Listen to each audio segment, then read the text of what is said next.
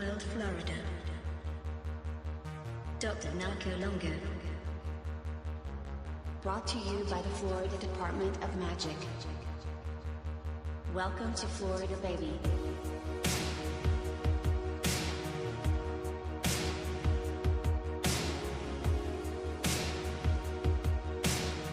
Florida is the original Garden of Eden.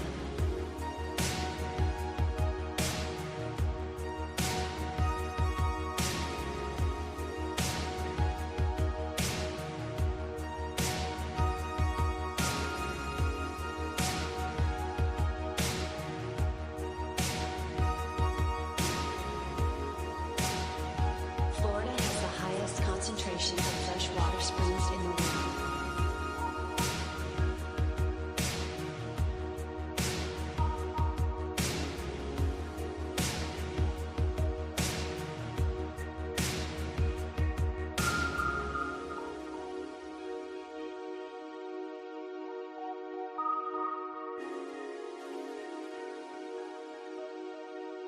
Florida oranges are the golden apples of mythology.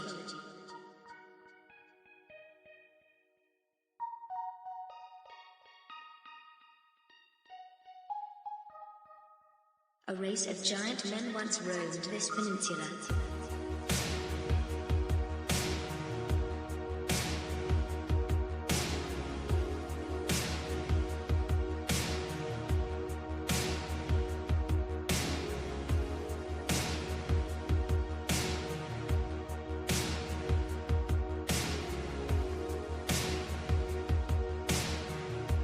The Smithsonian can suck my balls.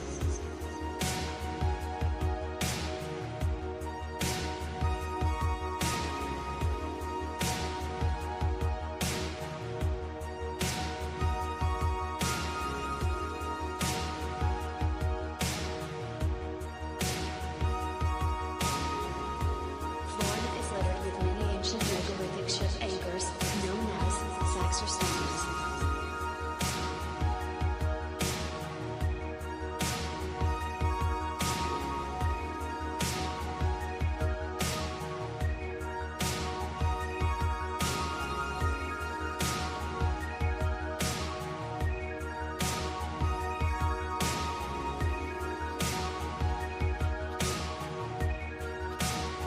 I'm bringing Saxa back.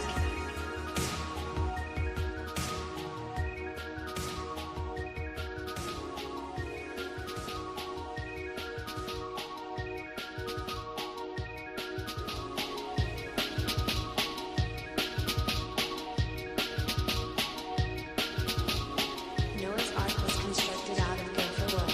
Gopher wood only grows one place in the world, Florida.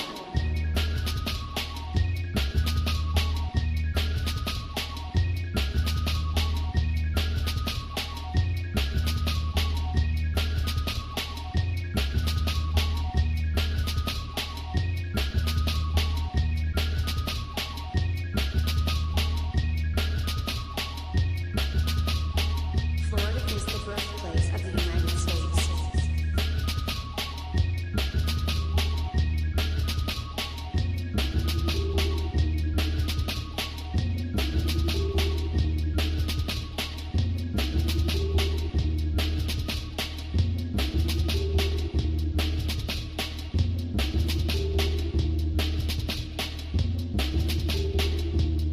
The first Thanksgiving was in Florida.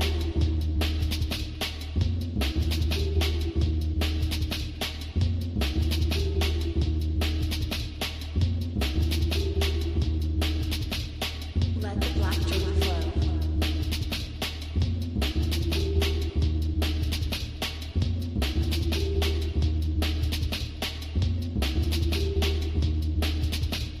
Orange man good.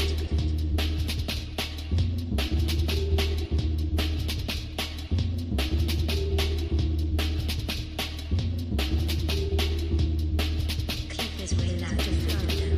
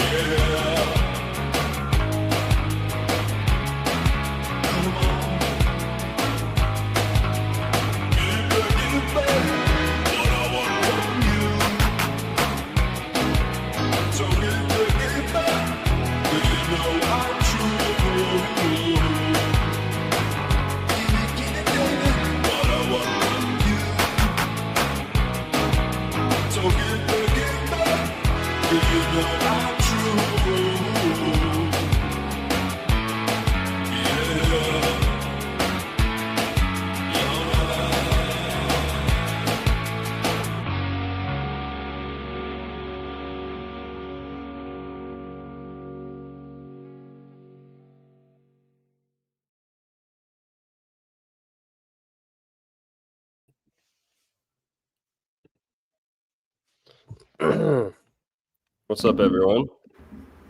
Hang on. Excuse me. I was just just drinking some water. But What up? What up? That went down the wrong the wrong pipe. Maybe the right one. Okay. Give me 1 second here. I just closed the bookstore up. So give me 1 sec. Okay. Mercury is retrogressing, so these things happen. I think we're good. So what's up, everyone? Happy Saturday. We are continuing our astrological series here, me and Mike Merlin. And the show's called Casting Couch Astrology because we're casting horoscopes. We are studying the, what else? Casting of Hollywood movies, right? Why do certain people fit certain roles so well? Things like that. So there's all these casting, terminology, fishing, casting, all that. And the casting couch, right? So there you go. But we are continuing our astrology series. First, we did the elements. Then we did the modalities. Then we did the rulerships and exaltations. Now we're going to do, I guess, a little bit more visual, kind of. Still going to be big on the phonetics, but we're focusing on the animals, symbols, and glyphs of the Zodiac and the planets. So, most people know astrology, the Zodiac, 12 signs. Most of them have an animal associated with them. Some of them have humanoid figures associated with them. Some of them have objects. And we're also going to dive into the difference between the symbol and the glyph. Because the glyph isn't the same as the symbol or the... yeah. We'll get into some examples. But before we get in too deep, forgive me, my allergies are going. I just drank some water. It's piping hot water. But before we get too deep into it, let's check in with Mike Merlin here. How are you doing, man? I'm doing great, man. Hope you are. Hope the chat is as well. First day of Sagittarius season, man. It's a great time. We had great weather out where I am, and I kicked it off. Even though the weather was nice, I made a stew and just very Sagittarian little feast I had, and it's been a great day, man. Hell yeah. Well, guys, if you aren't subscribed to Mike Merlin, the Wise Wizard, on YouTube, go subscribe to him. Let's go check that out before we get too started.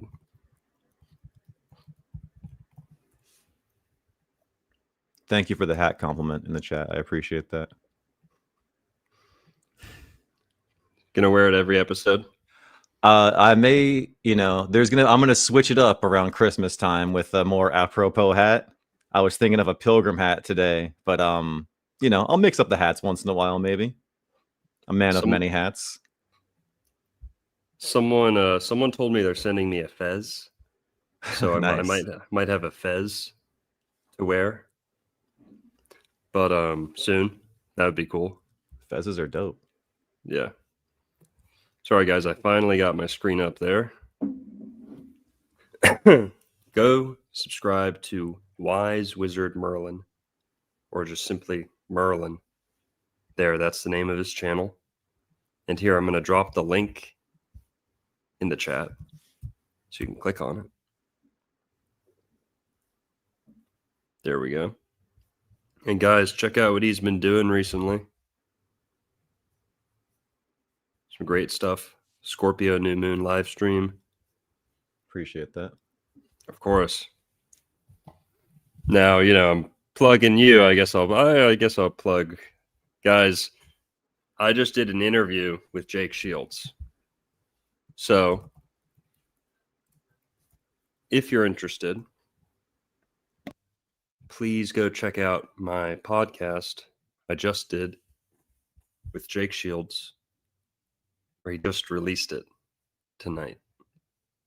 It's right there. Boom. Guys, go watch this. Go subscribe to him, watch my interview, repost it, share it. It's pretty spicy too. It's pretty let's just say I didn't hold back too much, okay? Held back a little bit, right? But it was good. It was genuinely a good interview. Thank you. Yeah. It was good information that I haven't really put all together in any of my videos yet. So this is a lot of new original info. Columbus, the Civil War, all that. I'm going to drop a link. The Civil War stuff was really cool, actually, learning like how that money moved around and how, certain people were involved at very high levels. On the Confederate side. It was very, very interesting. The cabinet and whatnot. Yep. Guys, please go check it out. It's doing pretty well already. But yeah. And all right. With that out of the way, let's get us over here where we normally are. And let's get into it. What are you feeling? Music or no music? Ooh, I don't know. Whatever the vibe is, I'm good either way. I like the music. Music can add some good ambiance. I think Abu Mashar would approve of this. Sorry, guys. We're looking at the chat now. If anyone wants to drop an orange to say what's up, I'd love to see some oranges in the chat. Let's see who's in here. We got Jillian, Esperanza, Vence, Tarot. Good to see you. She makes content, I think. She had a great stream recently, actually. Like a really good Scorpio New Moon stream. Go check her stuff out. We got Mars in here. Scribbles. Good to see you. NP.E. What's up? Zachman123. Tiger Lily, of course. Good to see you again. Meyer Buttreeks. Classy name. Long time supporter there as well. Land of Facade. Good to see you. Jillian Rachel. What's up? Barney Boyle. Long-time supporter there. A lot of long-time supporters. Ryan Leonard. Good to see you. Night's Light. What's up? Cherry. Hi. How you been? Owen 22998. Good to see you. Oh, let's do this. Throw the comments up there.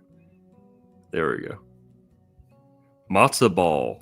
Good to see you. You were over at the Jake Shields chat. And thank you, guy. 1913. Fish with Dogs. Derek KC. CJ Trickstar. OG. Gator Tooth. Sub-Zero Carry. Old World Micmac, of course. Good to see you. All right. we'll cut it there. You guys can super chat if you want. You want our attention. But good to see everyone. I'm in good spirits too. But by the way, guys, tomorrow's my birthday. Full disclosure. So if you want any birthday wishes, maybe get them out of the way now, because I don't think I'm going to go live tomorrow. But yeah. What does that make me? Am I first degree or 0 degree? Some of the charts I put in show up first degree. Some of them show up 0 degree. Well, go ahead. That's actually an important distinction, because like the 0 degree is what the ancients used to call the first degree. So like the second degree is like 1 degree through 159. So what is your degree on like modern charts? I'm putting it in through Astro Theme right now. Mm-hmm. Astro Theme's my favorite, by the way, guys.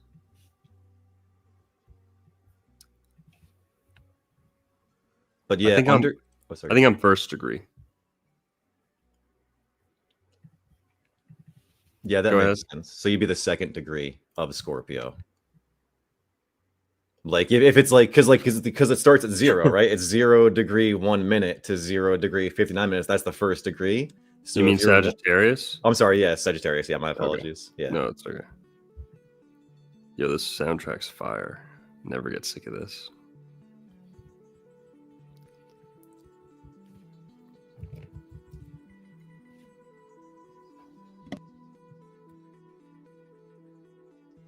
But yeah, man, birthdays are a big deal. Solar returns are a big deal. Have you had your Saturn return yet? Or is that I think going? So. Okay. I think so. Whoa, I'm dude. definitely in it now. Bro, Peter Shell just gifted 20 Old World Florida memberships. Peter Shell, he's an OG too. One of my biggest sugar daddies. He's pops in here and there and blesses me. Thank you, Peter, man. Good to see you. Met him once. I think once. Maybe twice. Once for sure. Came into the bookstore, I believe. Very Jupiterian, that was. Very Jupiterian. Yes, yeah. His name's pretty Jupiterian. Yeah, Peter. But how does that work with the memberships? Do people just like claim them? Does it choose people at random? Chooses at random. So like it's basically whoever is subscribed and currently watching, it'll gift out 20 to people who don't have it yet, and they'll have it for the next month essentially. So it's like the equivalent of like $100 is what that was essentially on his end. He's very generous. Awesome. Really nice guy. Thanks, Peter. And now the chat can drop even more oranges if they so choose, with their free will, of course. Their free will and their free membership.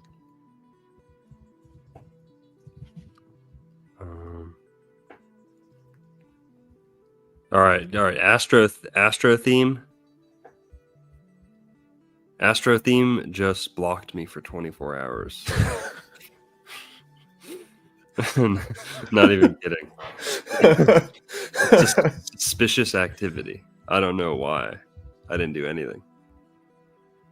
But so I can't open Astro theme up right now. But I'm first degree. I have a friend who's born the day before me, my same year, and he's a Sagittarius. So that pretty much makes me first degree. Some years 23rd is still, I think, 0 degree. I think that might be a leap year thing. I don't know, but all right, let's dive into it. We've been talking for 20 minutes. Jesus, or I guess that was the intro too. Or yeah, there's 7 minutes of intro. So, animals, symbols, glyphs, and the Zodiac. Sorry, glyphs of the Zodiac and the planets. So let's get into it. The Zodiac. A lot of people think of Chinese Zodiac when they think of Zodiac. What connects the Chinese Zodiac and the Western, tropical astrology Zodiac?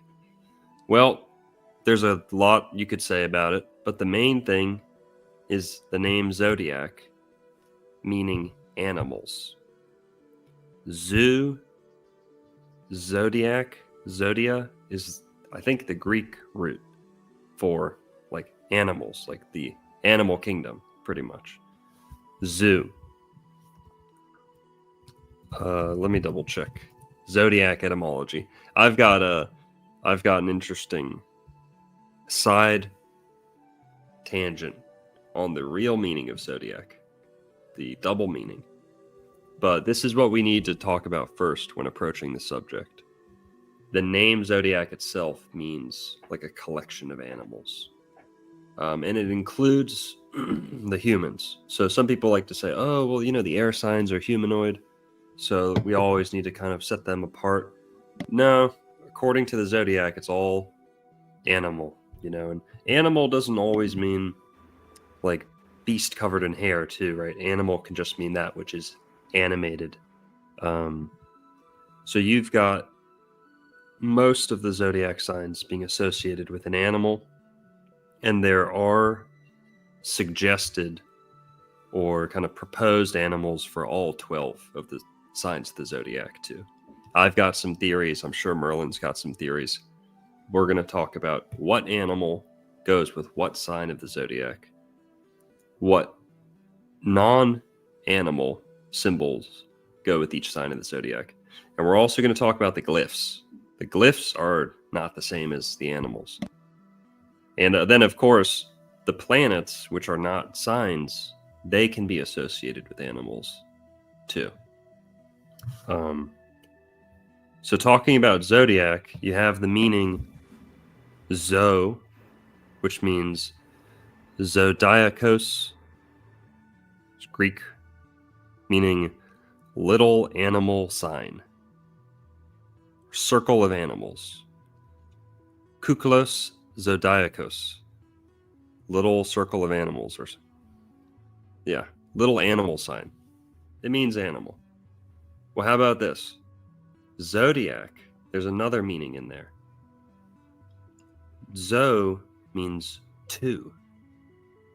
Dia means 10. Zodia means 12.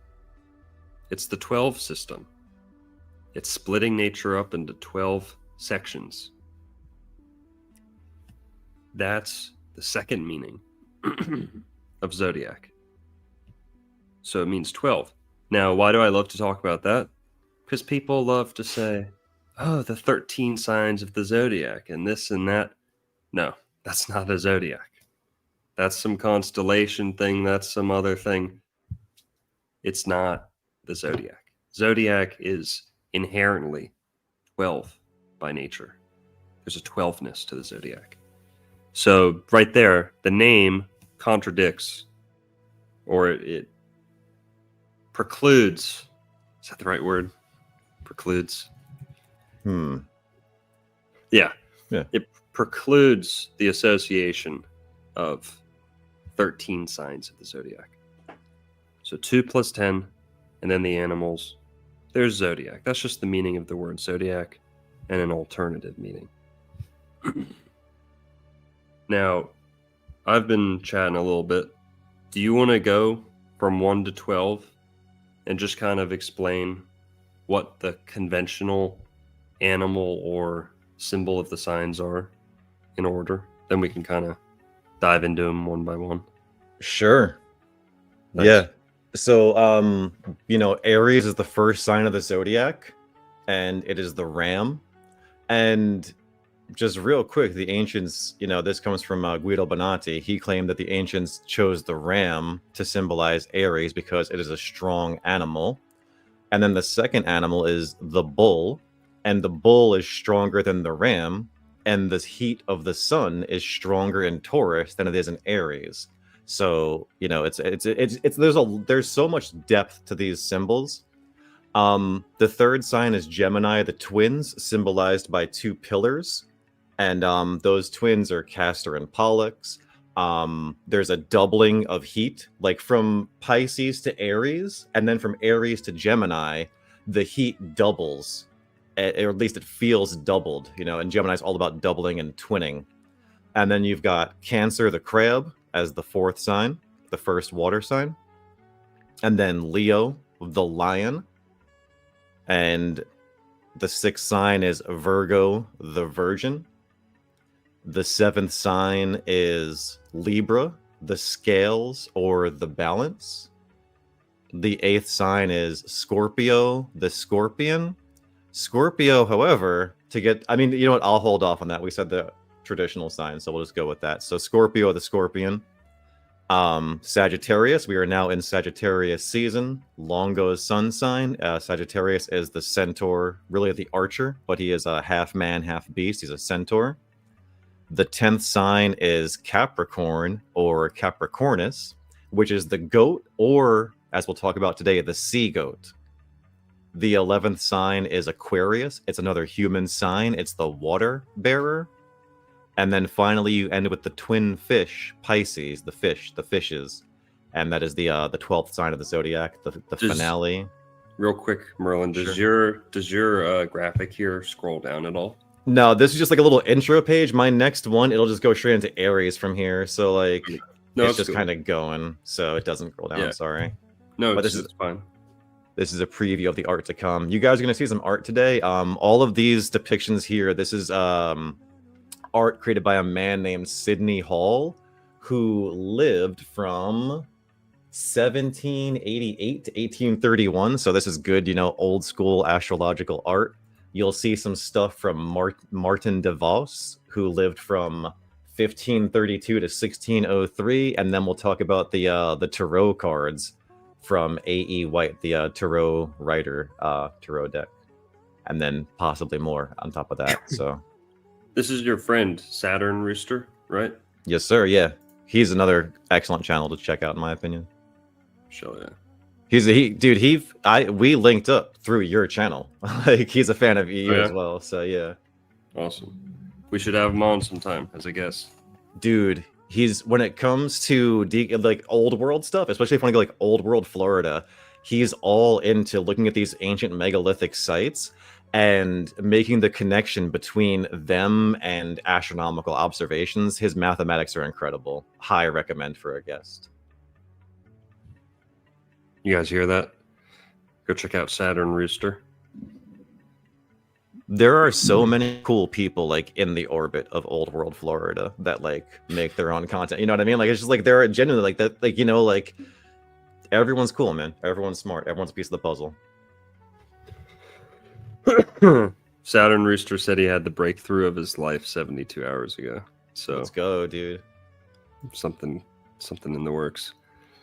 So yeah, Merlin summarized the 12 signs and their general traditional kind of Western symbol, right? Most of them are animals. I'll run through them real quick. Also, well, no, I'll just say with Sagittarius, some people say centaur, horse. We can just say horse. It can be the archer by itself too.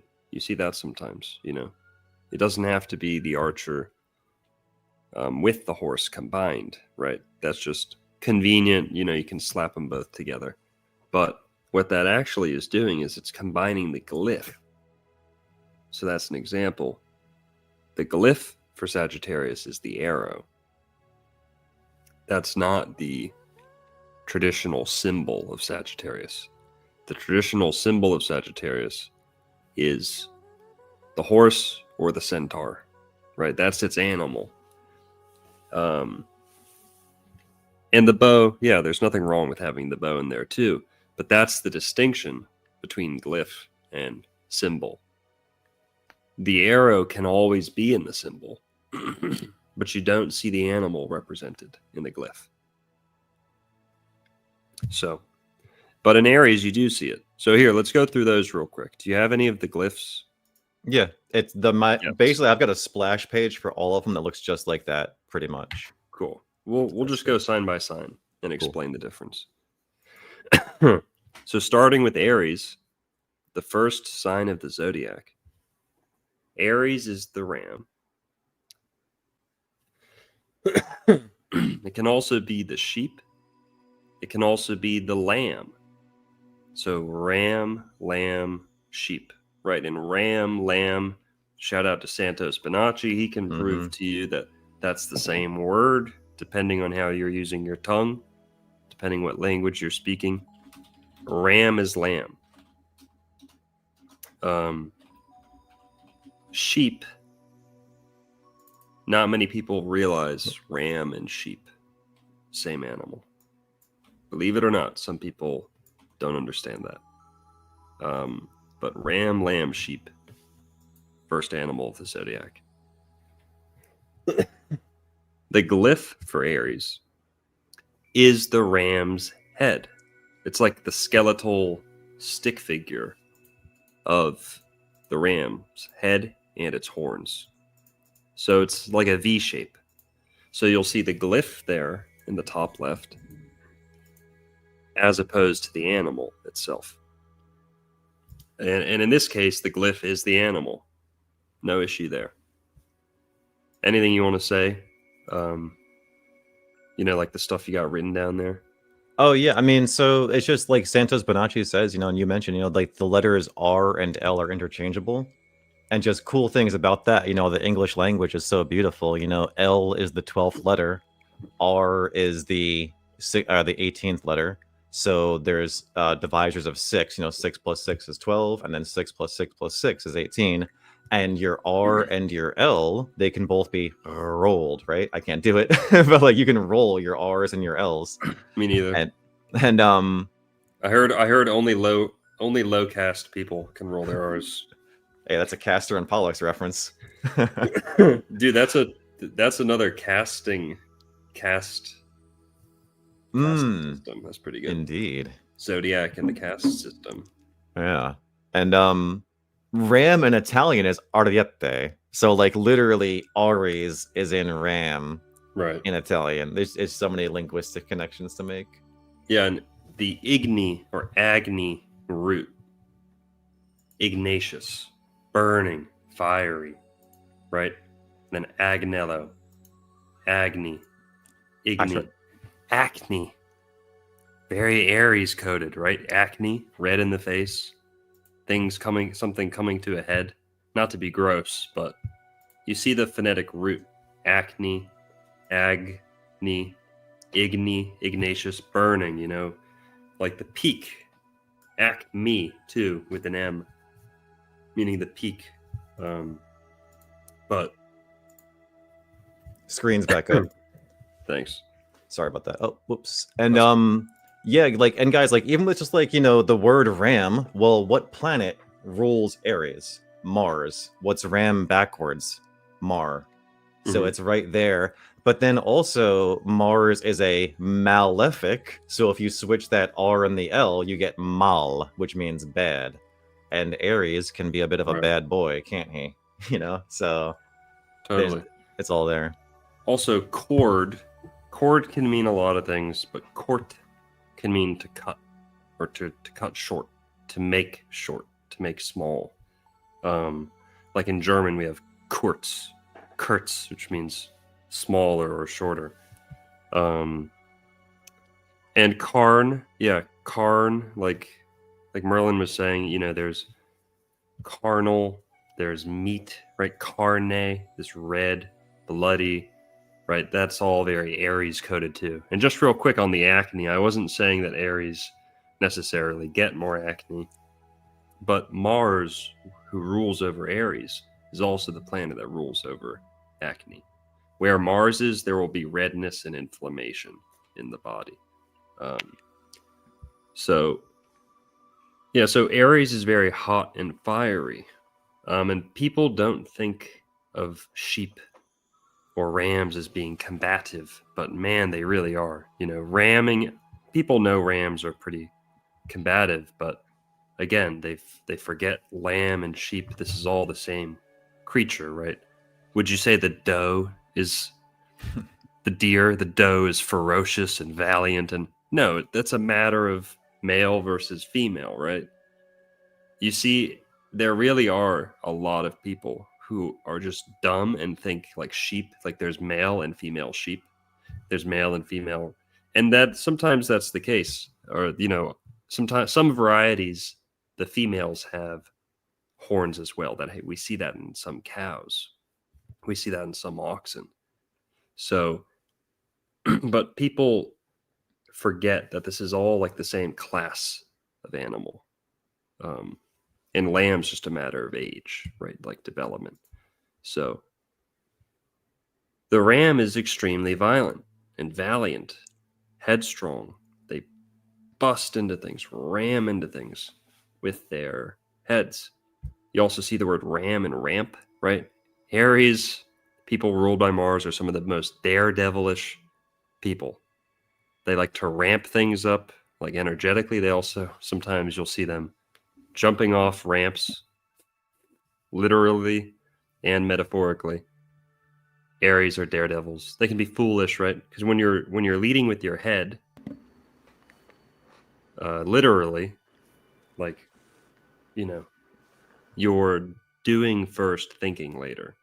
You're rushing in head first, right? That's like the definition of foolishness, right? And you'll see we have April Fool's Day in Aries. So that's just one little kind of cool connection. And yeah, arid, so Aries, arid means hot and dry. Arid. Aries, arise. We've gone through that before. But all of this ties in together, right? And anything you want to say before we move on? I mean, yeah, you mentioned carnal. Aries can be quite horny. The goat or the ram has the horns, and yeah, and it's also springtime, guys. Never forget, like, astrology is as seasonal, as above, so below. So this is the time of the year when the animals start, procreating. That's more so in Taurus, because that's a very fertile sign. But the birds and the bees do start buzzing around in Aries. The start of the springtime. So there is that as well. Yep. Well, I guess that's all. That's most of what can be said about Aries and the animal. We should have symbolic studies on. He's great, man. Mario. Soon. Yeah, he's really good. He probably could have added a ton to this, but Aries, the animal.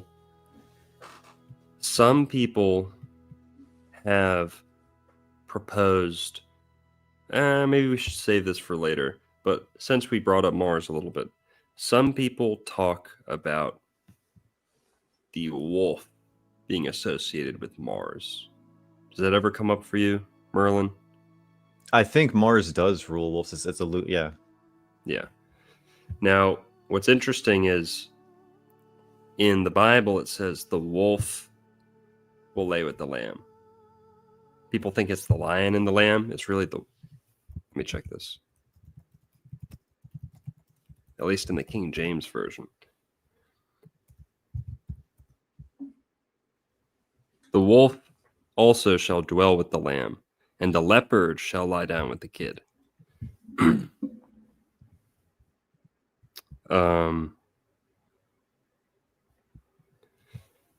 So Aries, you kind of see through its planet, Mars, perhaps being represented by the wolf, one of the animals associated with Mars.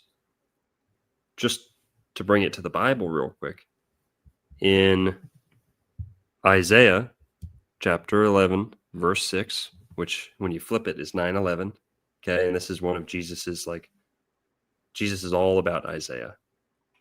Some, the phonetic root of his name may even have a root in common with Isaiah. In the Quran, they call Jesus Isa. So Jesus is pulling on a lot of threads that Isaiah was kind of weaving together. And in Isaiah 11:6, flip it upside down, 9/11. People say that might have been Jesus's birthday, which is why they stained it with the 9/11 attack. So that's all we'll ever think about going forward. I don't know. I don't really care about Jesus's birthday too much, believe it or not.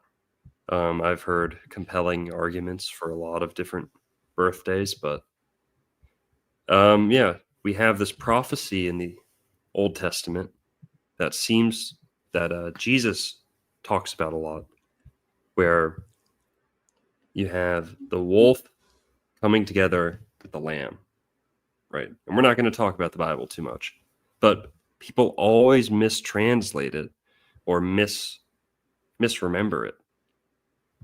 And they blame it on the Mandela effect. They say, the lion will lay with the lamb. That's not what it said. That's not what it ever said. That's a mistranslation. I don't think that's a compelling Mandela effect. But basically that is what people say. Some people say. And You ever hear no, I've not actually.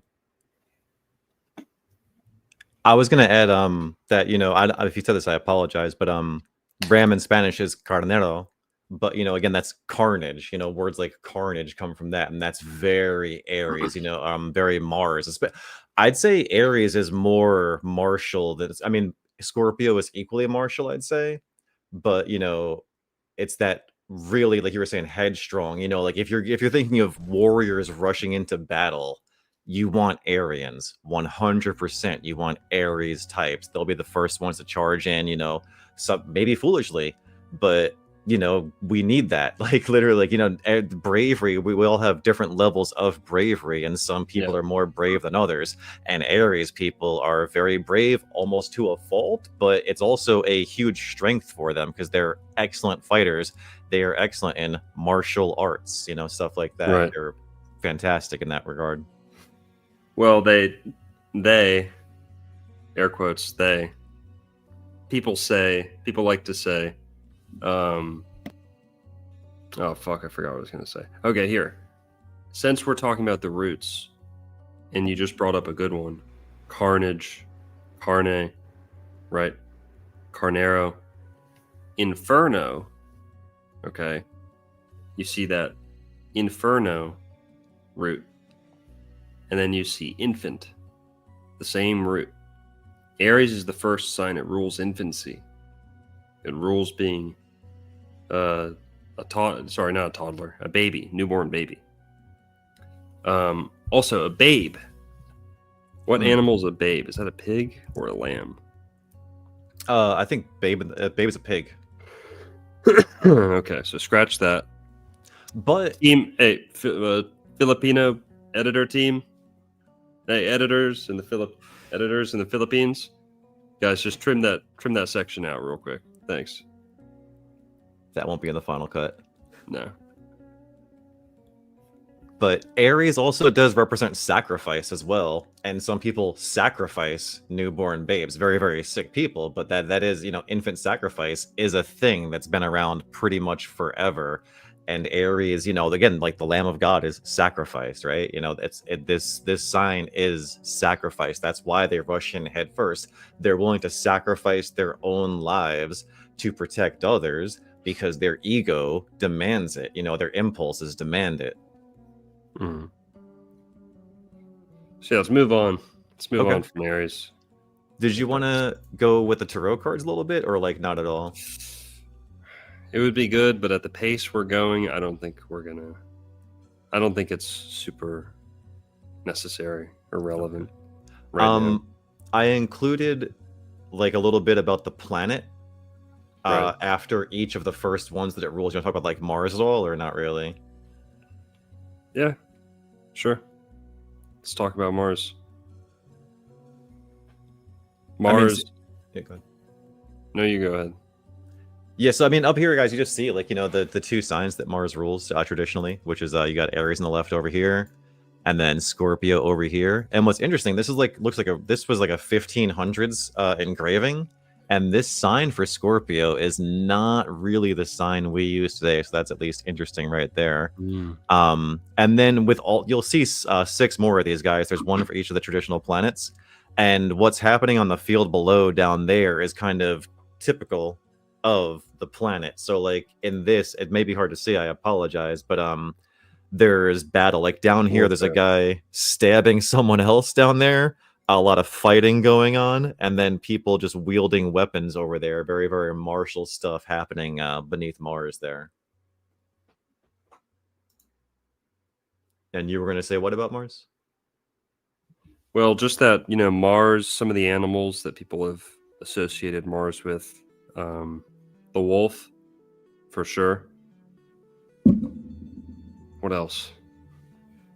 What other animals do people associate Mars with? I got it right here. All right, Mars. We got horse. Interesting. Horse, tiger. Oh, yeah. And because it's an instrument of war. That makes sense. It's the deadliest animal. It's the most murderous animal. Horses are. Yeah. In the depiction down there, we've got men on horses right down there to kind of solidify that a bit. Now, we're definitely going to have to do a show on the runes because there is a connection between Mars and Sagittarius. That's why the tarot is so important, and that's why the runes are so important. They explain astrology. Astrology only leaves so much room to kind of explain itself from within.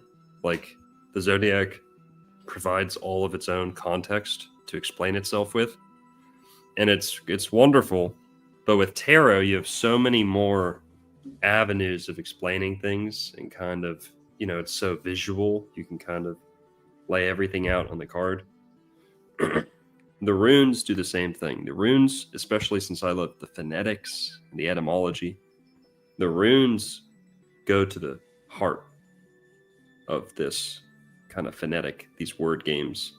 And it explains how certain sounds are associated with astrology, with each sign of the zodiac. And for the horse, Sagittarius being the horse of the zodiac, Mars being the horse of the planets, potentially. The connection there is warfare, like Merlin was saying. But also, the rune for Mars is the T rune for Tyr. And in the runic astrology rune system, the Mars rune is in Sagittarius, the T. And that's why the arrow is the same barb in the barb of Mars. Where Mars is, there's a barb, right? The V kind of almost looks like a sharp point, and yeah, exactly. Yes, that's perfect. That's Sagittarius up top, Mars in the bottom. And yet, dude, I say we just go slow. Like, we can do a few weeks on the symbolism, right? Like, you know what I mean? Like, we can hit the tarot and like do like a few signs each week, in my opinion. Just throwing it out there. No, it's not a bad idea. If anything, we should rush it. Well, we don't have to rush it, but we can just think about how we want to organize it. I already made the thumbnail on this one, animals, so I think we should just try and speedrun animals. And as much as we want to talk about all this other stuff, it's hard, but let's try and get through all the animals of the 12 signs and all the animals of the 7 planets at the very least. Okay. Because we're already almost an hour in. What do you think? That's fine by me. Yeah, I'm good either way, Like we'll rock it out either way. Okay. Cool. Taurus is the second sign, and it is the bull. Now, I had a dispute with someone in the comments like a couple days ago who says, Taurus is not the cow, it's the bull. And that's okay. That's fine. But if someone says the cow, there's nothing wrong with that either. Because cow is just a female oxen or a female bull, right? Mm-hmm. And Taurus is a female sign. The fact that it has horns does not determine the gender of Taurus. Taurus is inherently female. Everything about it is feminine, receptive, passive. That's its nature. It's an earth sign. The water and earth signs are the receptive signs, And basically, like I said earlier, many oxen, species of bull, cow, both male and female, have horns. So it doesn't really matter. And it would be, I think it's a little bit foolish to say Taurus is a male bull. It's got to be the male bull. But whatever. Horns you can find on male and female oxen sometimes. Taurus is the bull. Taurus is probably like the most undisputed animal association. Taurus is the bull. Always is, always will be. I don't think any ancient civilization ever had like an alternative interpretation of Taurus. Again, Mario from Symbolic Studies could probably correct us on that. I'm sure he's found some out there Taurus symbolism, but in the phonetics we see the same thing. Toro, Taurus, right? Restaurant, right? Eating and resting. We've talked about that before. You see the bull, Taurus, Bible, Torah, Bible, Torah, tarot backwards is Torah too. But Taurus is the bull. It's the cow. However you want to look at it. We've got all the info there. Bovine, cow, toro, vaca. Some good roots there. Bovine, same root as buff, like buffalo, buff. Ovary too. You're like this. Fallopian. Taurus rules the female reproductive system. You have uterus, vagina, like Dr. Evil. Is that Dr. Evil? Vagina. Oh, that was just Austin Powers. A lot of vagina. Yeah. You've got vagina, uterus. Hang on, guys. I don't know my genitalia too well, but no, I'm an expert actually. Just kidding. You've got vagina, vaca is the root. Vac, vaca, right? Ovary, bovary. Fallopian tubes, buffalopian tubes. Uterus, uterus. Guys, bull, bull, bull, bull, cow, cow, cow. Boom. Exactly. And there's a lot more, okay? I'm a doctor, okay? I minored in gynecology, but it's not my expertise. So there's some parts I probably still don't know about up in there, but they can be associated with bull. Every part of the female reproductive area. Hell yeah, that's a great compliment. That's high praise. Thank you. God bless Donald Trump. President Donald Trump. So, what do you want to say about Taurus and the animal? I would just say this. I think this is the most fertile. Real quick, yeah, you did a good job of describing the qualities of like how the bull just symbolizes that sign. You did that pretty well for Aries. I think I neglected that. Oh, thank you. But yeah, like just the same thing here, right? Because like this is the most fertile sign, both in seasons. Like this is when the flowers and everything are springing to life. The earth is literally fertile. This is the first earth sign. But like, and then to get a little bit lewd, right? Like when it comes to sexuality, like cows are associated with milk, mother's milk. And then like the archetype of the cuck, if somebody's getting cucked, they're getting cucked by the bull. So that's like the male side of Taurus. And then the cow is the female side. So like they're both very, very sexual, both the cow and the bull. Even to like the myth of the Minotaur, right? Like how the Minotaur was created. Like didn't like a bull just fucking go to town on some chick and like she gave birth to some monster, you know what I mean? So it's like, you know, super hypersexual, and that goes along perfectly with the time of the year when everything is really, really springing to life. You know, the sun is hot, you know, people are getting hot outside, maybe hot in the bedroom, and that's Taurus, that's the bull. And like the word vaka for cow is funny because like if you describe somebody as bovine, it's not a compliment. Like you don't be described as bovine, right? That's like kind of dim. And not to like mock Taurians, right? Because your Mercury, if you're Taurus, your Mercury could be in Gemini or Aries or Taurus. So like it's not necessarily, they're just not known for like intellect. It's more mood because again, the moon exalts here. So Taurus is more mood driven. That's why you get like, you know, eating based on the mood and things like that. But like the word vaka, like if someone has a vacant look, that would also be a bovine look, you know, a little bit of a dimness. No offense, Taurians, but that's just kind of, if you're pure Taurian, that is what it is.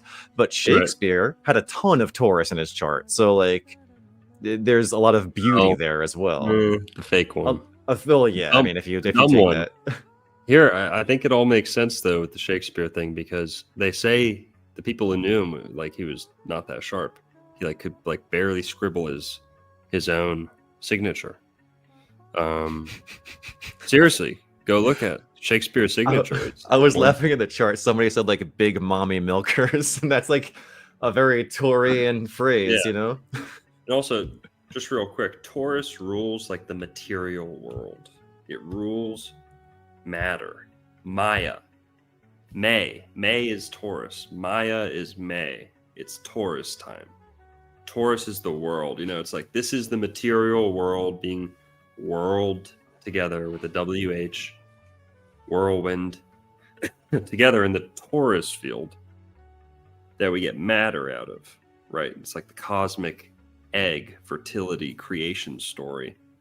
That's in the Bible too, by the way. The Torah, right? Same concept. And the material world, which is matter, which is the mater, the mater, the madre, the mother. Taurus is the material matter, Maya.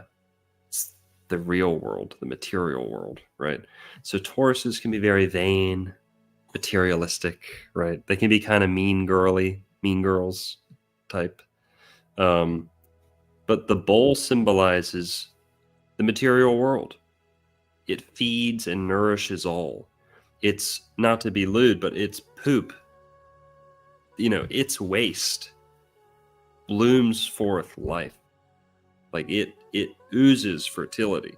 Its milk nourishes many, many people. Even its like most seemingly destructive or like nasty act is by many cultures, especially India, all your wise wisdom, India. Yes, keep smearing the poop all over your face and this and that. Yeah, guys, amazing culture, such rich traditions. And yeah, we don't condone the poop smearing, but let's be honest, okay? Cow dung is so useful. Okay, that's not an Indian thing. It's just fertile. If you like your mushrooms, you're going to hack reality and hack the matrix with the Maya illusion by taking the mushrooms that grow out of the dung of this animal. So you have the whole material world and its matrix system escape route all packaged in this one animal. That's Taurus. That's Maya. Okay. That's May. That's May time.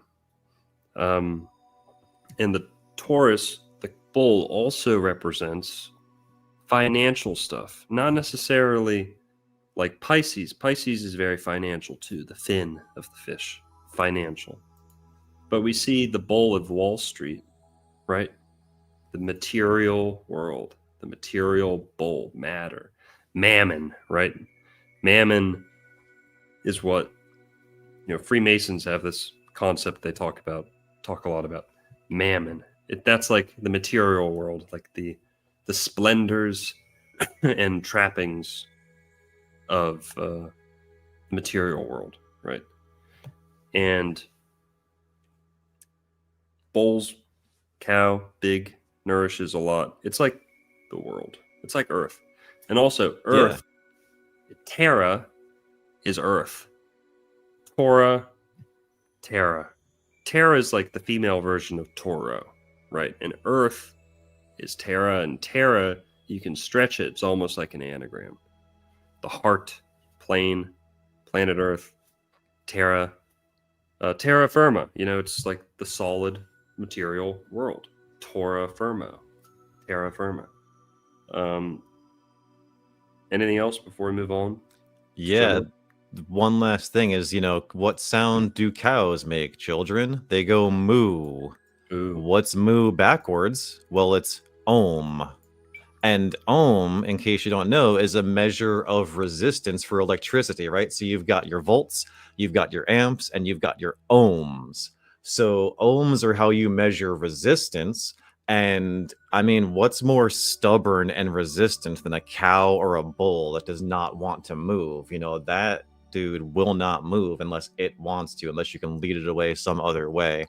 So yeah, just like ohms are how you measure the resistance in an electrical circuit, and that is literally moo backwards. And of course, the Santos goes into that, is that moo, om is the sound of meditation. That's the vowels ended by an M. I, om. That's literally, so cows make that backwards. And yeah, that's what I would say on that. Yeah, and also on the runes, real quick. The same thing with Sagittarius. There's a Jupiter association with Taurus that is not really well understood unless we use the runes to explain it. The runes, the TH rune for Thor shows up in Taurus. Isn't that interesting? So that's why you see Tor, which is often a name for Jupiter, sharing a phonetic root with Taurus. So that's why I like to say Taurus. So Jupiter rules electricity. And ohms, I would imagine, too, Jupiter, But yeah. Taurus All will right. be the other end of that. Yeah. Let's move on to Gemini. Right on. Oh, do you want to talk about Venus at all, or nah, just go straight to Gemini? Let's just go straight to Gemini. All right. We'll revisit the planets if we make it to them at the end. For sure. Gemini. Excuse me, guys. I've got a cough here. Gemini, the twins. I was smoking cigars last night. Inhaling them a little bit. Living dangerously. But Gemini is the twins. Third sign of the Zodiac. And interestingly, it's an air sign. And notice that it's humanoid. So this is not an animal. It is Gemini, the twins. Now that's a symbol of the Zodiac. Maybe not an animal per se. But the glyph, you kind of see a little bit of twinning going on in the glyph, right? What do you see the glyph as? Do you know what the object of the glyph is? Like its objective, or like you mean like the twin pillars of Hercules, like that kind of connection? Okay, so that's what you see there. Twin pillars in the middle. Yeah. Right. Yeah. Yeah. And again, that would be a good one to ask Mario. The alternative.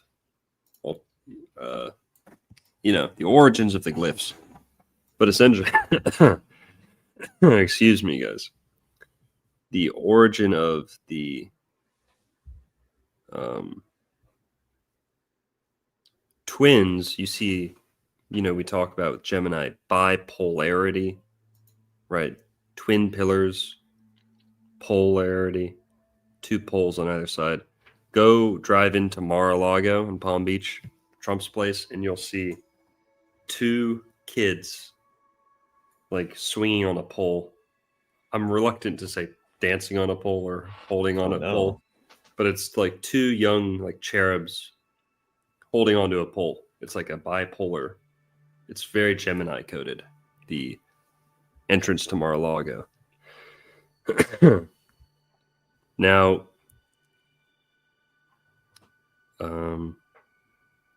well, here, let's talk about this. It's humanoid, it's an air sign, but is there an animal? Are there proposed animals? Yes, there are. I wouldn't say that there's one that kind of is more proposed than the others, but I will say that Gemini, when people try and list it with an animal, they almost always choose a bird. Almost always. Whether that's the ibis of Thoth, who is Mercury, or whether it's like a mockingbird or a parrot or like a raven with Odin, for example. Odin has the raven. And go look at mythology, you'll see all the animals, every culture is associated with these planets, these gods. But Odin, who is Mercury, sorry, neo-pagan LARPers, Odin is not everything, or, well, you know, in the Bach saga, they say Odin is a ring, Odin is everything. So, you know, The All-Father. I'll try and be careful there. But Odin is not all the gods. Odin is not the supreme deity in the planetary system. Odin is just Mercury.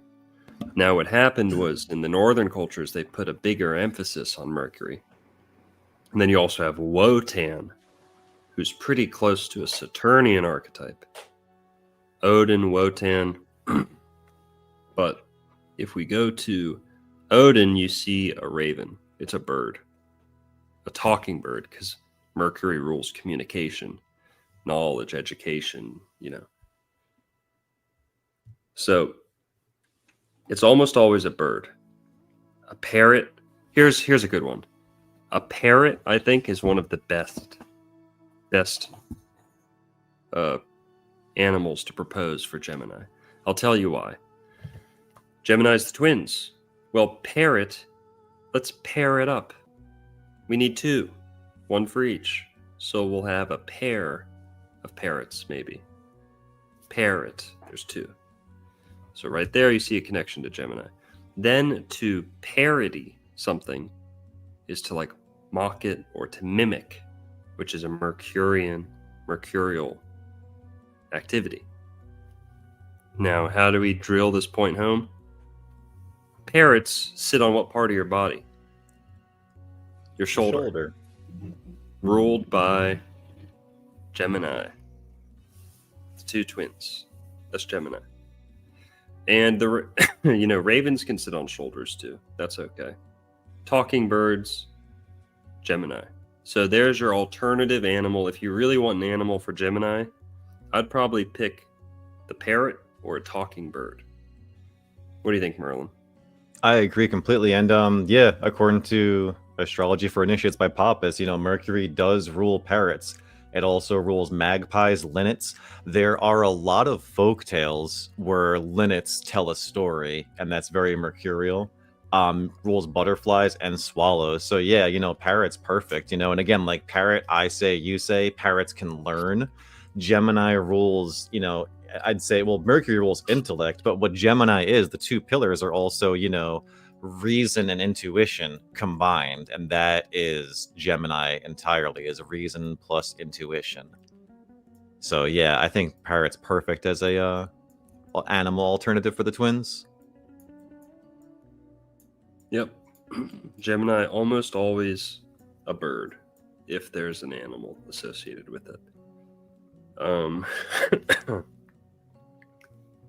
Let's move on. Sure. Just go to Cancer.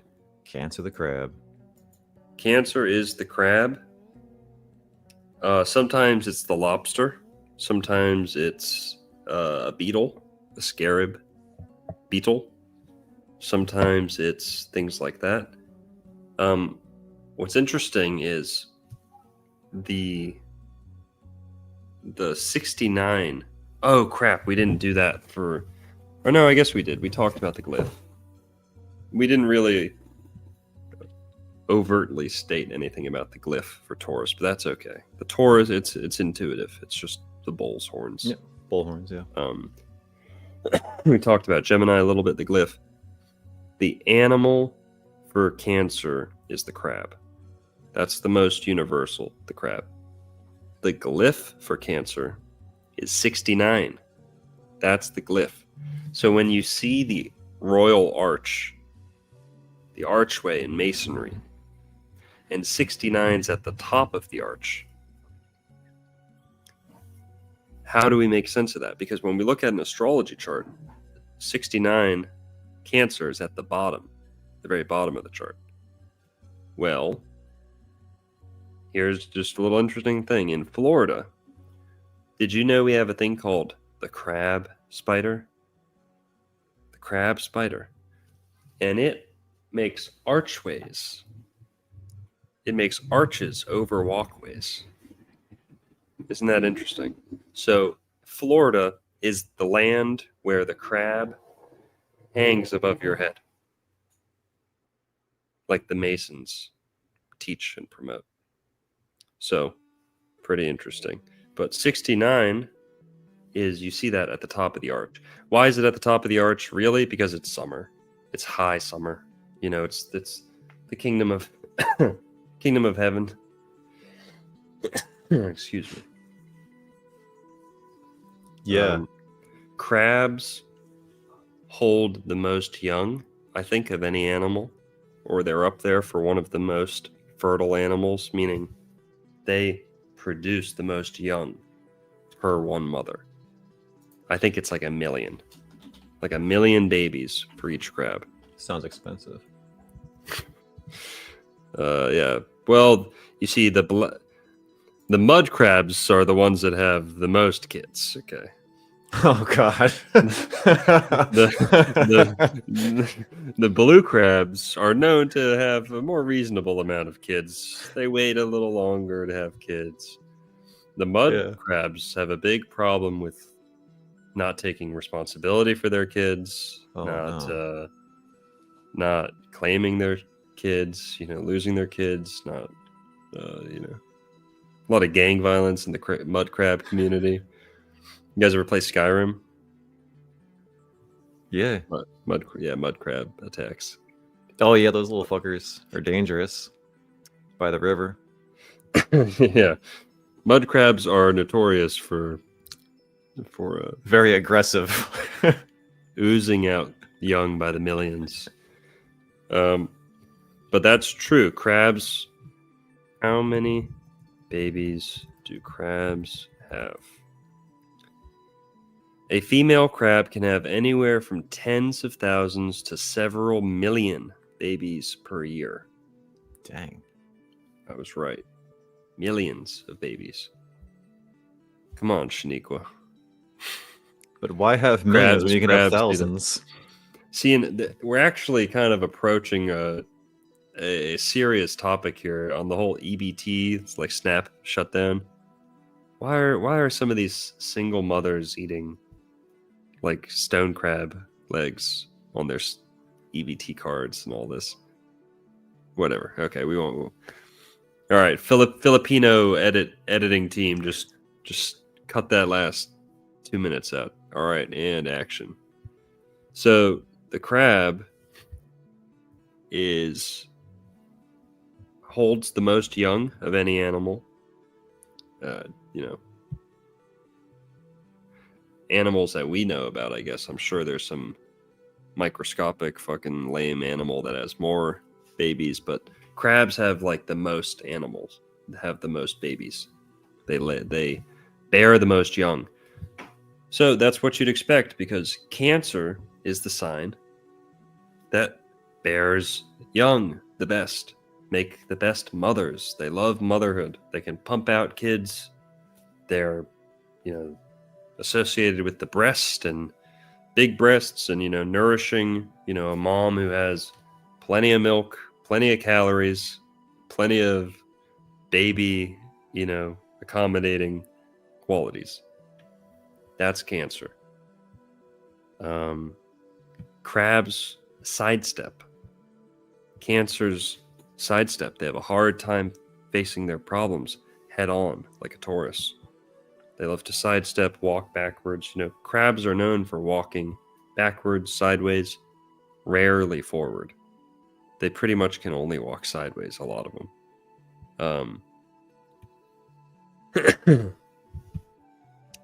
What else? The sun symbolizes that too. So you mentioned like a few things about the constellations, so one of the deacons of Cancer is actually, well, it's got the Ursa Major and Ursa Minor. So talking about being close to the throne of God, if the north is the throne, north once again is an anagram for throne. You give it Thron and a hard O, you have the word throne. That's Polaris. So Cancer literally rules Polaris. So while what's interesting is the sun is like when the sun reaches the Tropic of Cancer, the first minute of Cancer is as far north as the last minute of Gemini. So Gemini and Cancer are, as far as the sun is concerned, like equally far north. But Cancer, the deacons, are way farther north than the Gemini deacons, and that's why Cancer is that true north, the real glory of God. And of course, that's when we start getting the midnight sun in the northern hemisphere happens during Cancer. But I guess to bring it back to the animal, though, the 69 is like the crab, like the crab's hands can kind of come together a bit and make that 69 symbol too. So, and again, that's a very protective thing. Crabs are protective, as a good mother should be. And like the chest protects the next sign, your heart, the vital organs. So like the crab shell on your chest protects everything inside, and thank God it does. And crab in Spanish is cangrejo, so like right there is a more like Cancer etymology, just like very easily in Right. there. Totally. Yeah. Did you want to say anything about the unicorn? Yeah, I don't know where I heard this, but like I heard that another alternative animal for Cancer is the unicorn. And I think the reasoning was that if Capricorn is the southern, declination of the sun, then Cancer is the northernmost declination of the sun. So like both of the corns are at each end of the tropics. And what animal is more mythical than the unicorn, right? So like if the unicorn was anywhere, it's probably the North Pole. If there's still a unicorn alive somewhere, it's probably hidden up in Hyperborea, and we got to go find it someday. So that's all I would say about that. I've never heard of the unicorn with Cancer, but I know it's sometimes associated with Capricorn, of course. Capricorn. Sometimes that goat has a unicorn's point. The sea goat often has a unicorn horn. And that's the same axis with Cancer, so Capricorn, Cancer. But yeah, crab. Someone in chat mentioned Cancer is a bitch about everything. It's like, well, yeah, they can be quite crabby. So, absolutely. Also, thank you for bringing that up. The dog. Cancer is associated with dogs. So if you don't like using crustaceans or insects or like little reptiles as full-blown animals for the zodiac, if you want a warm-blooded animal, well, the dog would be associated with Cancer. I'd also throw out a couple more, either the dog or Taurus, the tortoise. Wait, tortoise or turtle are associated with the moon, so we're going to get to those. But, oh, dude, and the Taurus beating the rabbit in the race, having to do with the lunar cycle. Yeah. You heard about this? Yeah, the rabbit and the hare? Or the, The rabbit and the hare. Tortoise and the hare. Yeah, the tortoise and the hare. Yep. Yeah. Tortoise and the hare. And that's another shelled animal. So again, it's got that protective shell, just like a crab has a protective shell. Mm-hmm. But it's about how it's like the sun and the moon. The hare is like the sun. The turtle's the moon. And it seems like the moon is slow, but it's actually extremely fast. Right? It seems to be creeping slowly, and you think the sun is... But the moon's actually faster. From the astrological Ptolemaic geocentric view, we see moon as the fastest planet. Mercury's second fastest. Meaning how fast do they go through the zodiac?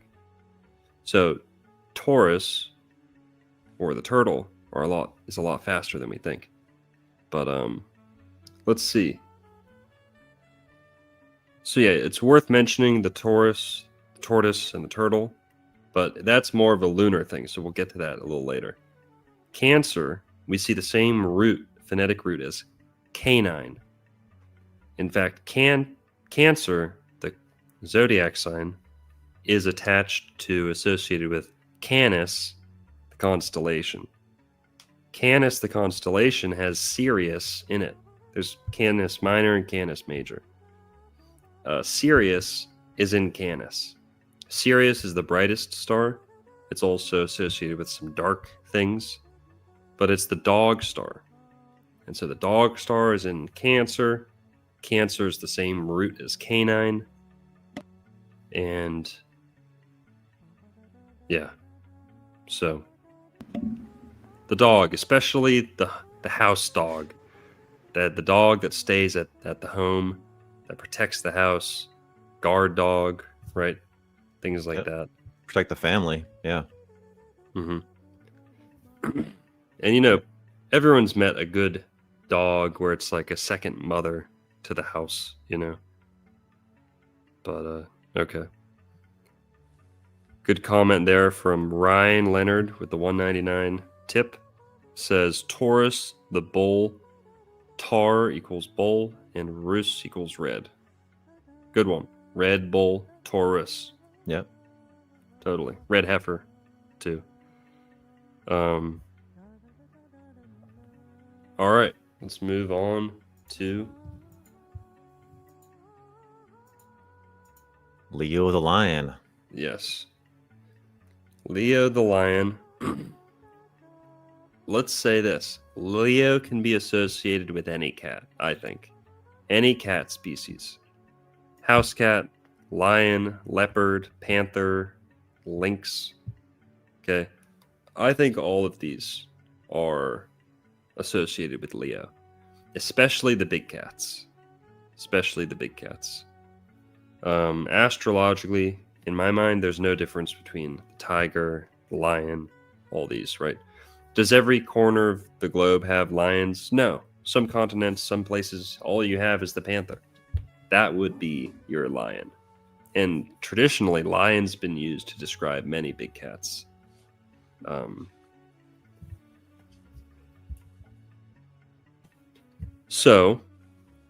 And again, there's so much phonetics and etymology I'd love to talk about, but we're going to try and focus on the animals.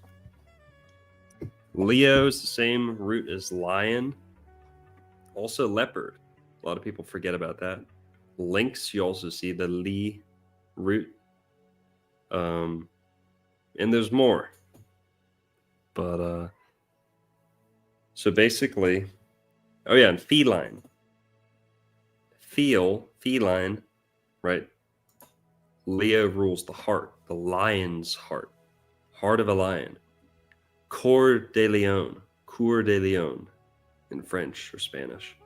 Corazon de Leon, the heart of a lion. Many, many languages. This expression is true. Feline is where we get roots like felicity, right? Like happiness, pretty much, or kind of warmth, you could say. Charisma, a little bit, but felicity, feline, and Leo ruling the heart, feelings, feline. Cancer was just one sign before, and Cancer's motto is I feel. Feline, feel, Cancer, lion, Leo. But what else? Anything you want to say about? Yeah, so a group of lions is called a pride, and pride is probably the single attribute most associated with Leos, right? They have excessive pride sometimes. So, a group of lions is called a pride. And also the sun rules gold. The sun rules Leo, solo. Nothing else is associated with Leo. There are no other exaltations. There's nothing else going on in Leo besides the sun, because the sun is so dominant. Just like a lion is the king of the jungle, the sun is the emperor, the king of the sky completely. And the sun rules gold. So, again, the sun rules the heart, sun rules gold. Somebody has a heart of gold. You don't want a heart of lead or a heart of bronze or a heart of tin. You want a heart of gold. That's the most ideal form of Leo. So there's all that too, yeah. And then the glyph, if you want to talk about that, or we could talk about that. But the glyph is Leos, like Longo says all the time, Leos are known for their hair. And even just like in the glyph, like you can see the lion's mane, like you have the circle, which represents the sun, right? That's spirit. Every time you see a circle in astrology, guys, the circle represents spirit. The sun is a circle, and then you have a beautiful lion's mane coming right down the glyph. So the glyph looks like a lion very much. What's the famous painting of, is it of the model with like the hair going back? Fabio? We sell this. No, it's not Fabio. It's a woman. It's Audrey Hepburn. Audrey Hepburn, she's Taurus completely. One sec. Might be Audrey Hepburn. There's a famous cover of a book. It's a photographer who had a famous actress from the 50s or 60s or whatever. And it's her hair. It's like her profile view and her hair like going back. It's like tit for tat the Leo glyph, where it's the head and then like the big hair poofing over the top and coming down the back. It's the Leo glyph. Perfect. I'll try and find it real quick. But yeah, like before we move on to the next sign, which is Virgo, right? Multiple lions is called a pride of lions, and the pride comes before the fall. And Virgo, while Libra is cardinal fall, the true start of fall, Virgo is a mutable sign, therefore it's half summer, half fall. And the pride comes before the fall, and that's all in the phrasing, it's all in the animal, it's all in the symbolism. I cannot find what you're talking about. I'm sorry. That's okay. Here, it's like this. This is not the photograph, but it's something like this. And I don't think it's a ponytail. I think it's more of like a hairspray look, but it's the Leo glyph perfectly. The circle is the head, the face, and the hair comes over the back. That's not the same picture, but it's like that.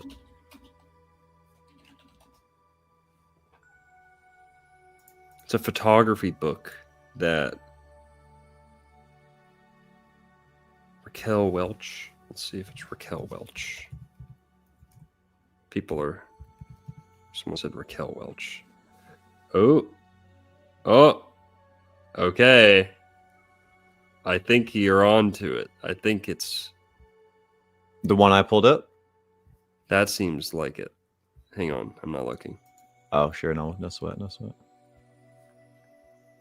Okay, now we're looking. It looks a little bit Leo-ish. No, it's a profile view. So from the side. But here I think I've got a good one.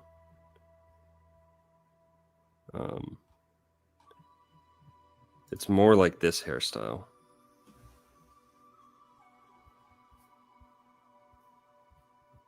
It's like big hair like that, kind of like hairsprayed towards the back.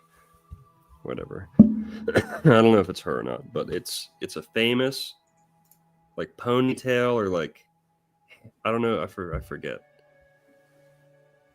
But whatever. It looks just like the Leo glyph. And I don't know if anyone's done a video, but you could trace the Leo glyph perfectly. But yeah, Leo's the hair, like Merlin was saying. Lions known for their hair. I guess that's why lion is most emblematic of Leo, because it's the big cat that has the mane, right? It has the most solar attributes. Now, what Merlin was saying about pride, in the 7 deadly sins, sometimes pride and vanity would be swapped, and those can be big difference in meanings, right? Depending on how you use them or when you use them. Ego is not the same as pride. No, sorry, vanity is not the same as pride. Another word that gets kind of synonymized with pride is ego. Now that makes a little bit more sense to me, because pride is a fieriness. Ego is fiery. Egg, ek. Remember we were saying like Ignatius, eccentric. Ek words can be fiery. Ego's burning, fiery, right? Vanity's more Venusian. Vanity's more, yeah. But okay, so it's a good point about the pride you were saying. I would say vanity is more of like a Libra thing, personally, because it's more Venusian, and it's like you don't judge yourself maybe as harshly as you should or could otherwise. It's an imbalance of judgment of the self, and that's more of a vain thing. And even real quick, going back to the Venus chariot for just a second, look at the Venus chariot. Like on the back of the Venus chariot, she literally has a mirror, just completely symbolizing vanity, in my humble opinion. With that, so like right there, a little mirror behind her. Totally. So we're on Leo. Leo's the cat. It's the big cat, lion. Yeah, that's it. Let's move on. Next, we got Virgo. Virgo is an earth sign. Generally depicted as the virgin or the maiden or the what else would you say? Yeah, virgin, maiden. The glyph, however, is a letter M with a fishtail. Or like an extra leg on the M. And it forms like a cross or like a ribbon that you would see in the Vesica Pisces, the ichthys symbol. Now, why is that important? Because Virgo is directly opposite Pisces, whose one of its symbols is that fish. So in the glyph, you see a connection with Pisces. But the glyph is M, maybe for maiden or midway. Okay, M. I've got a good one on the M's and why Virgo and Scorpio have the M's. Okay, I've got a couple theories, but topic for another time. That's one. I saw a short that talking about Mario again. I saw a short that Mario did that knocked out of the park with the two M's in Virgo and Scorpio. Oh, really? But I don't want to steal his content, but yeah, it's like it goes back to like you can mention his stuff. He mentioned some of my stuff. It's okay. Yeah, so I think it was something like Libra and Scorpio used to kind of be one constellation, and like on each side of the scales is like a different claw of the Scorpion, essentially. So one's the claw of life, one's the claw of death, and Virgo is the more of the claw of life or something like that. So it's just like why those symbols are so similar, and like one's on the positive side of balance, the summer side, and then one's on the fall side of the scales. Yeah. Also, Libra being like the most vilified mythologically, it would make sense to almost like leave it out of the zodiac. Like if that's Lucifer in the zodiac, just leave him out. Just make Virgo and Scorpio one big sign. Here's my thing. Okay, recently developed this. What's the M that connects Virgo and Scorpio and Pisces? With you see this little fish there? Empath. Empathy. M. It's that M. That root M in empath is the M we're looking at in the glyph for Scorpio and Virgo. Now, when people think of empathy, they might not immediately think of Scorpio, but Scorpios make great intuitives, scryers, readers. They can go deep, like psychic readers, things like that. And empathy is a big part of that. Now, Pisces are the biggest empaths. Virgos also make pretty good empaths because they share an axis with Virgo, Pisces. They're on the same same axis. So, the glyph is the M with the fish. The animal is human, Virgo, the virgin, or the maiden. Now, also, proposed animals for Virgo, the bear and the deer, especially the doe for Virgo. Why is that? Well, Virgo, you can stretch veer into beer into bear. Veer, beer, bear, Virgo. Virgo and the bear. Bears are hermits. Virgo is a sign that rules hermits with an I and hermetics with an E. The bear, removes himself from society or, from the world, goes into the cave, retreats into the cave, and, alchemizes. It shuts off its body, or shuts off its mind, and starts alchemizing within the body. Like the hermit, like the wizard in his cave, okay? Turning the blood into fuel, right? Turning the fat into fuel, and, right, there's all these internal processes going on in the bear's body while it's hibernating, while it's in this hermetic act. Virgo rules alchemy and hermeticism. And hermeticism, being a hermit, being a hermetic. They say, oh, there's no connection whatsoever between hermit and hermetic. Oh, really? You can fucking blow me, okay? Because we all know there's a connection between those, hermit and hermetic. So.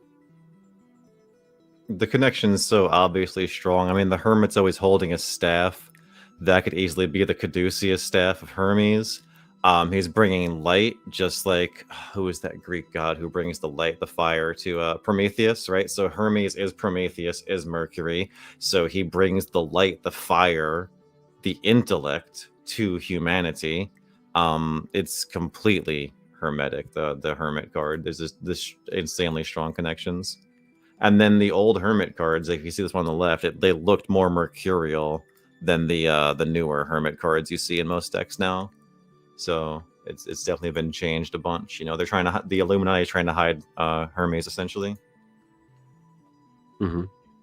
Now, apparently in some Native American zodiac systems, Virgo was the bear. The time of year associated with Virgo, the time of year that is Virgo, was associated with the bear. So, again, it's not like a explicit connection, but it's worth mentioning. The bear and Virgo, also the deer. What is there to say about deer? Not much. Doesn't matter. Well, Game of Thrones reference. In Game of Thrones, there's like several chapters in one of the books, and it's a few, maybe like one episode of, and then it's called The Bear and the Maiden Fair. And, it's again, like it goes back to this story about how this, maiden, shacked up with a bear. And then it also goes back to like how this, shows up in today too, because like, were you aware of that question that like people got asked on social media long ago? Like when women are like, oh, would you rather be stuck in the woods with a bear or with a man? And like so many chicks were like, oh, I'll choose the bear, So like these connections, like you're saying, they reverberate like through in media, in what we're doing Yeah. today, all over the place. Good comment here. To bear, burden, Hmm. Virgo, worker, right? Work. Virgo is worker with a German accent. Virgo, Virgo, right? Worker, Virgo. To bear, to take on a burden, right? Very Virgo coded. And you see, yeah, bear. I don't know. And if you lose your virginity inappropriately, that's your cross to bear forever. Like that's the verge. Like once you lose your virginity, once you lose your innocence, you could never get it back. It's gone forever. So it's a big decision. And if you do it wrong, you've got to bear that for the rest of your time here. Shall ya? Moving on, we've got Libra. So Libra is the scales, but oftentimes it is a woman holding the scales. Lady Liberty, Lady Justice. She has a third name. Lady Liberty, Lady Justice. There's one more. But Libra, usually just the signs though. Or sorry, the scales. So what's interesting is the glyph is kind of the scales, kind of not. What I see in the glyph is the setting sun. You guys see that? The setting sun. Set. Libra rules the evening. Evening of the day is when the darkness comes and becomes even with the light. Takes over half the day. The sun is setting there, down onto the horizon. Aries is the sunrise. Libra is the sunset. So you see the disk, the sun disk setting over a flat horizon. You could also look at it as like scales, like there's a bar in the middle, and that top bar is balancing over a vertical bar, and those two arms on either side, you could almost drop something onto them and it would tilt, right? You guys see that? Kind of. You could make out the scales in the glyph of Libra. The glyph is on the right, and to me it's easier to see as a setting sun, especially how it looks today. But Libra is traditionally, a lot of times, it's Lady Justice or a female holding the scales. Blind Justice sometimes. And yeah. Esperanza Vents commented, and this is true, it looks like the Omega symbol setting too. Like there's a little bit of that too. And the Omega is the Right. Alpha and the Omega, it's the end of the day. Right, yeah. Good point. Omega could be Pisces. It could also be Libra, like Merlin's saying. It could be the sun coming to an end, sleeping or going away for the night.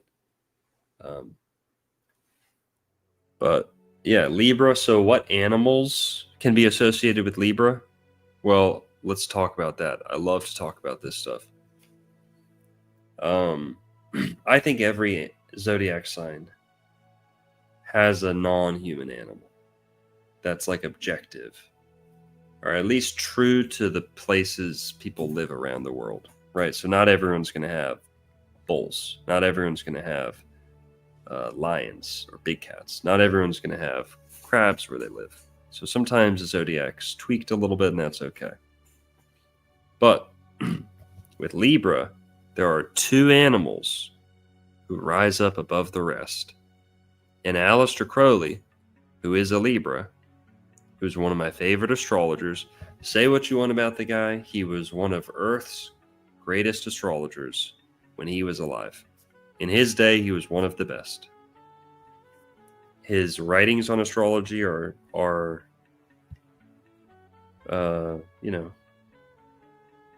they're invaluable. They are, general principles of astrology. We sell that at the bookstore too. Great book. And I learned a lot about astrology from him. Oh, don't you know he banged some dude to death in the desert? Yeah, so did like half of my favorite musicians. Okay. Does that mean that? Okay? Are we going to throw out Jimmy Page, Mick Jagger, and all these people because they hooked up with 14-year-olds or whatever? Sure. You know, I wouldn't say you're a bad person for having strong convictions like that. But if they've got something to teach, to offer, whatever, get over it. And by the way, Aleister Crowley was harmless. He's nowhere near as bad as anyone thinks he is. He never sacrificed a child. He joked about it. He trolled people. He's still laughing to this day by how many people he trolled. He's one of the world's greatest trolls. And he was a great astrologer. So shut the hell up. I already know people are going to say, Aleister Crowley. Aleister Crowley was a Libra. So when we're speaking about Libra, let's take it from a Libra, right? Aleister Crowley, one of the most famous things he ever said was, love is the law, love under will, right? People love to talk about that. Love and law. That's Libra. That's Libra. It's like Andrew Tate having the horse head behind him when he says all this outrageous misogynistic stuff. Sagittarius. Then you look at Crowley. He's most well known for saying, love is the law. What else is another famous saying of his? There is love and there is love. I think it's the same instance that he's talking about love and law. I thought he said love above all as well. Yeah, love is the law. Love under will. What was that part you added? Love above all. Yeah, I'm sure he said that too. But another thing he says, which brings us to the animals, is like, what type of love are we talking about? He makes the distinction. There is love and there is love. There is the serpent and there is the dove. Love and love, serpent and the dove. In Libra, you find the Luciferian serpent in the garden archetype. That's the snake coiled around the tree. That's the caduceus right next to Virgo, right? Right. That's the medicine cusp, I guess you could say, between Virgo and Libra. You have that staff, right? That bar. Libra is like the horizontal bar. Virgo is like the vertical bar. Vertical, Virgo, right? Something there. With love and love, the serpent and the dove.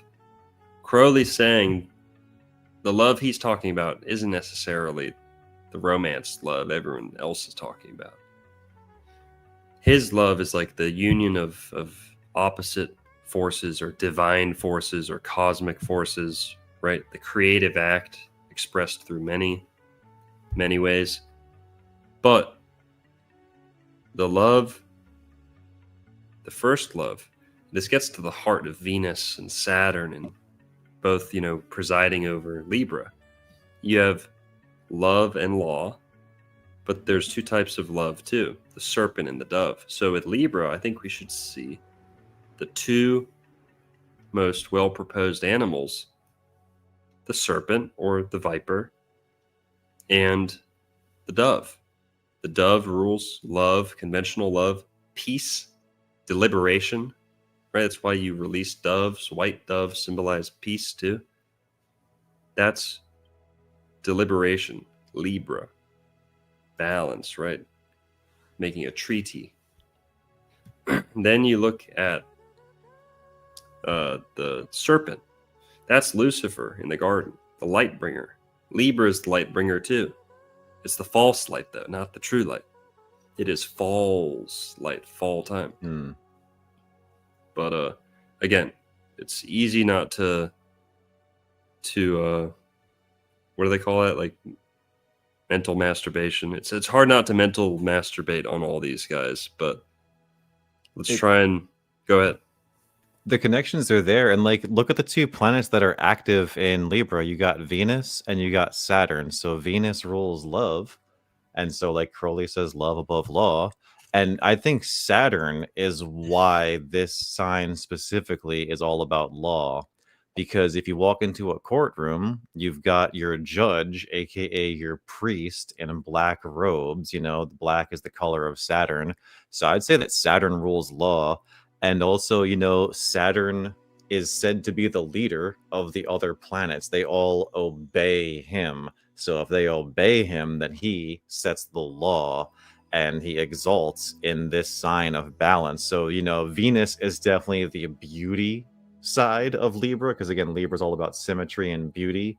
And again, what's more beautiful than a sunset, like the sunrise, right? So the two most beautiful times to look at the sun are the sunset and the sunrise. So you've got beauty in nature when it comes to this time of day and this sign. But then it's law too. That's Saturn. You know, Saturn's like, hey man, the night man cometh. You know, no matter what, the night man cometh. So whether you like it or not, that sun is going to set. Sure, he's going to rise the next day, but for now, it's time for nighttime, and that's Saturnian. That's the law. That's God's law. And that's just the way it has to be. Yeah. So Libra, perhaps the serpent and the dove, alternative animals, but Lady Justice with the scales. And we talked about the glyph. Now, Scorpio. Scorpio's animal. There's a couple animals. People love to talk about this.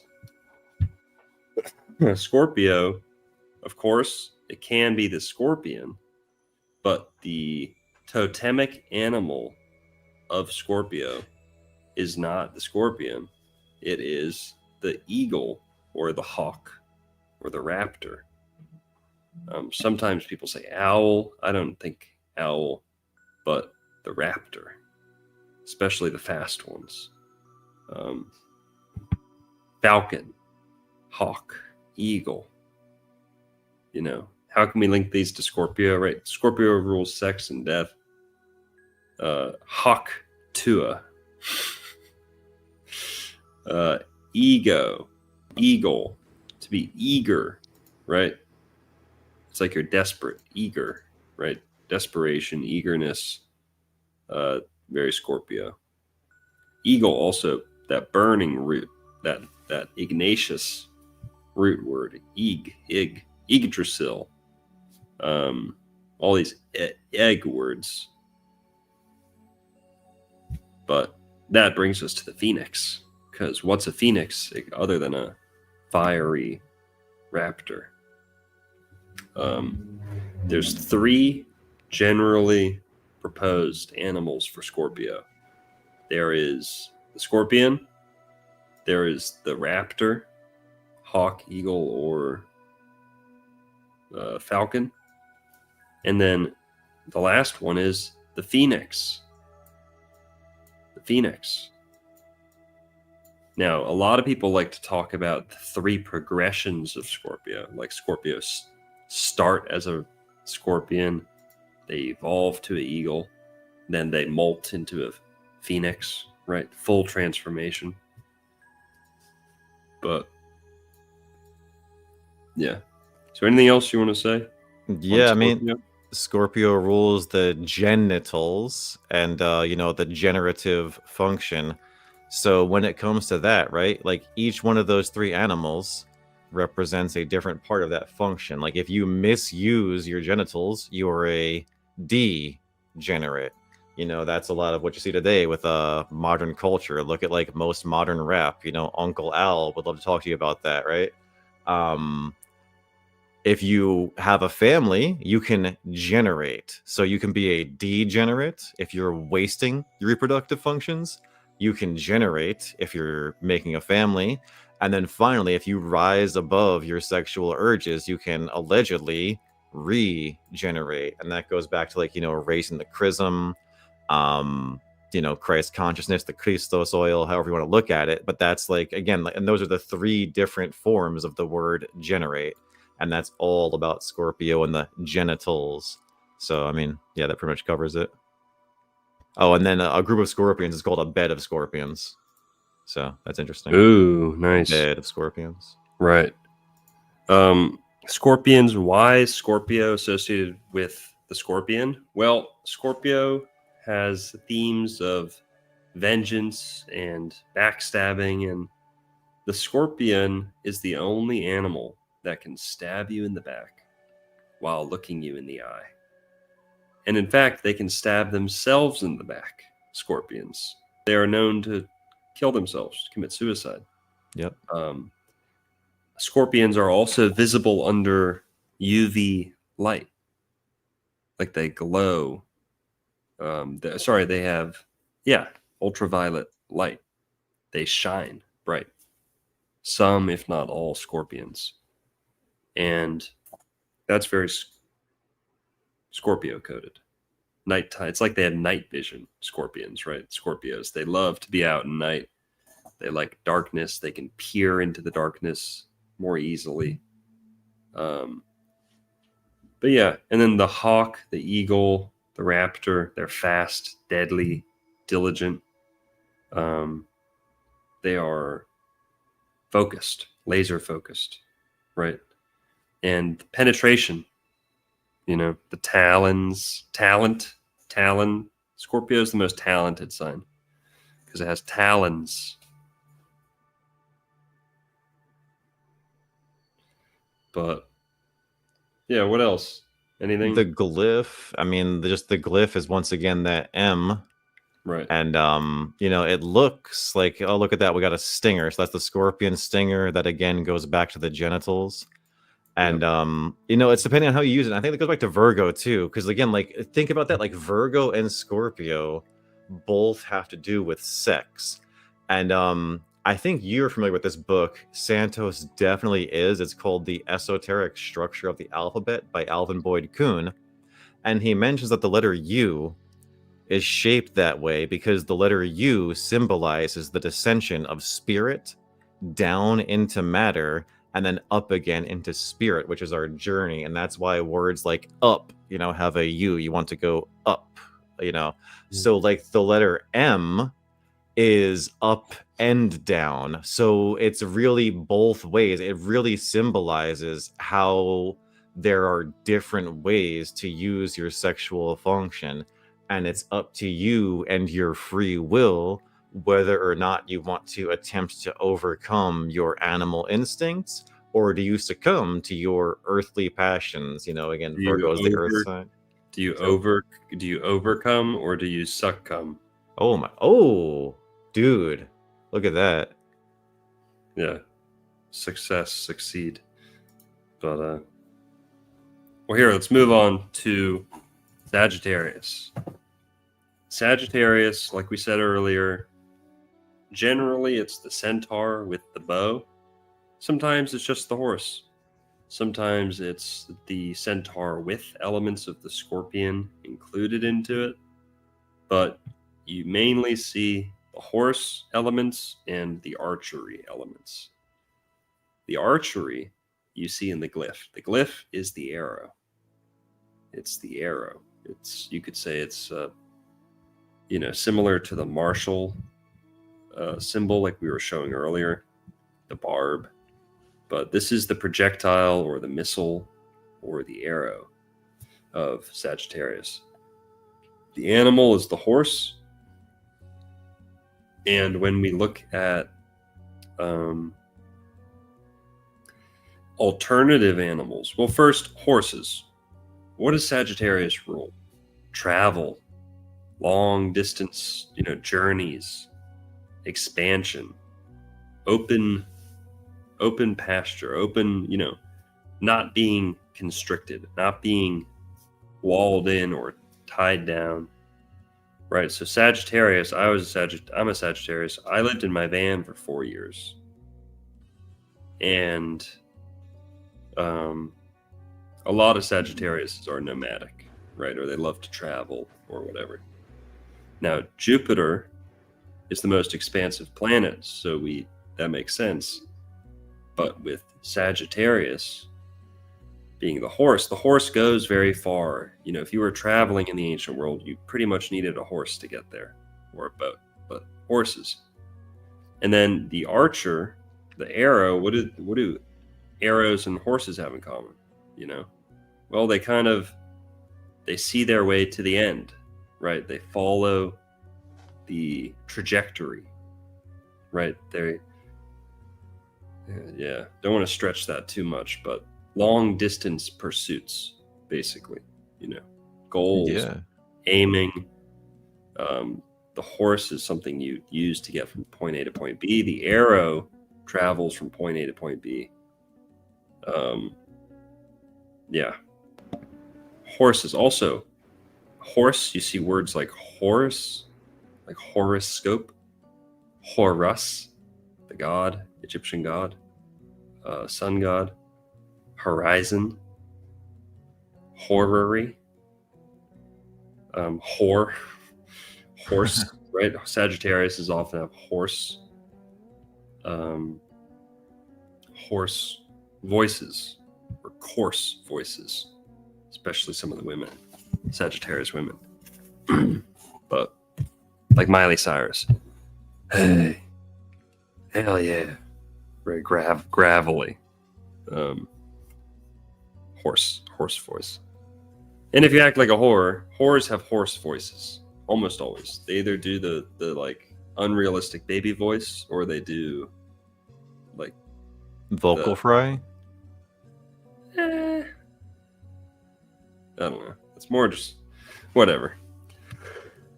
The horse is Sagittarius. You want to talk about some of the other names for horse? Like caballo. Yep. I mean, I'm not sure what connection to make there, honestly. You know, this horse in Spanish is caballo. You know, hippopotamus is a water horse. I think what's is the genus for horse is like hippo something, isn't it? Horse. Yeah, hippo Genius. means horse. Oh, the genius of hippos? I don't know. But hippo means horse in Oh, equestrian. Equus, yeah. Or equus, yeah. So Yeah, ek is where you get all these Sagittarius words like excellent, eccentric, ecstatic, things like that. Very Sagittarius coded. Ek is Jupiter is ek, actually. It's oak. Ek, Ukko. The Finnish name for Jupiter is Ukko. But okay. The animal being the horse, also the centaur. You get words like centaur of the universe, center, the bullseye, you know, centaur of the universe. The Milky Way is in Sagittarius, and the Milky Way, they say, is the center of our solar system, not our solar system, our galaxy. Is that right? this the Milky Way is the allegedly the galaxy we live in, but really it's just a band of stars that actually stretches from, you know, like Scorpio to Gemini, and hits the north as well. It goes as far north as Polaris. Yeah. Now, But, hippo is another Sagittarius word, and it means horse. Another word for horse. People think of hippo and they think of hippopotamus. Hippopotamus means horse of the river horse or water horse. Potami is the Greek root for water or like river, flowing water. Potable, right? If water's potable or you put it in a pot, that's same root. Potamus. Hippopotamus. Horse, river. Hippo can mean hypo or hyper. It can mean inflate, you know, to increase in size or to decrease in size. Or overactive or underactive, right? Hyper hippo. Now also, Sagittarius rules the hips. Hippo, hippie. Hippies are like the wanderers, the nomads, the Sagittarians. Hippies, Aquarius and Sagittarius are the two signs most likely to be a hippie. Like, see ya, Dad. See ya, Mom. See ya in 20 years. I'm going to go, you know, like backpack across, you name it. Go follow the Grateful Dead. Right. Now, hippos are also pretty Sagittarian. They're big, they're fat, they're dangerous. You know, horses and hippos kill, I think, the most people of mammals, if I'm not mistaken. Horses, it's like more than dogs, I think. And if you include warfare, it's not even close. If you include all the wars there's ever been, how many horses have killed people? Sagittarius is, you know, horses are ruthless. And I don't know if any other animal engages in warfare to the degree that horses have always done. You know, maybe some birds here and there, like some attack dogs here and there, but horses are an instrument of war. They rush headfirst into,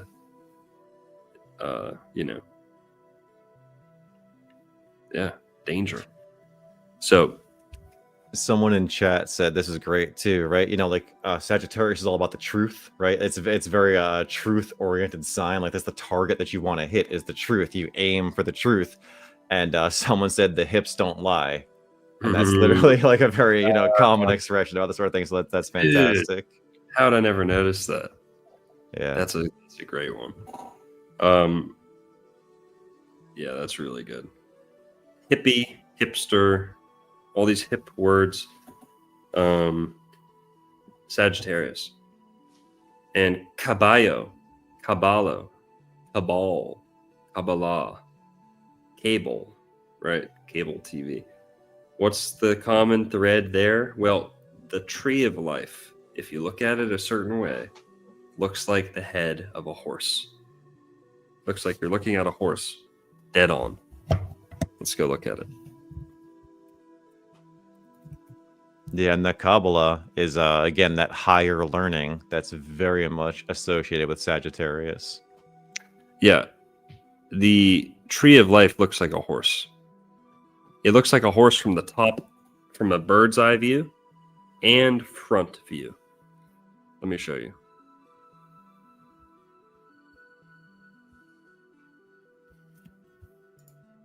I'm going to show you how.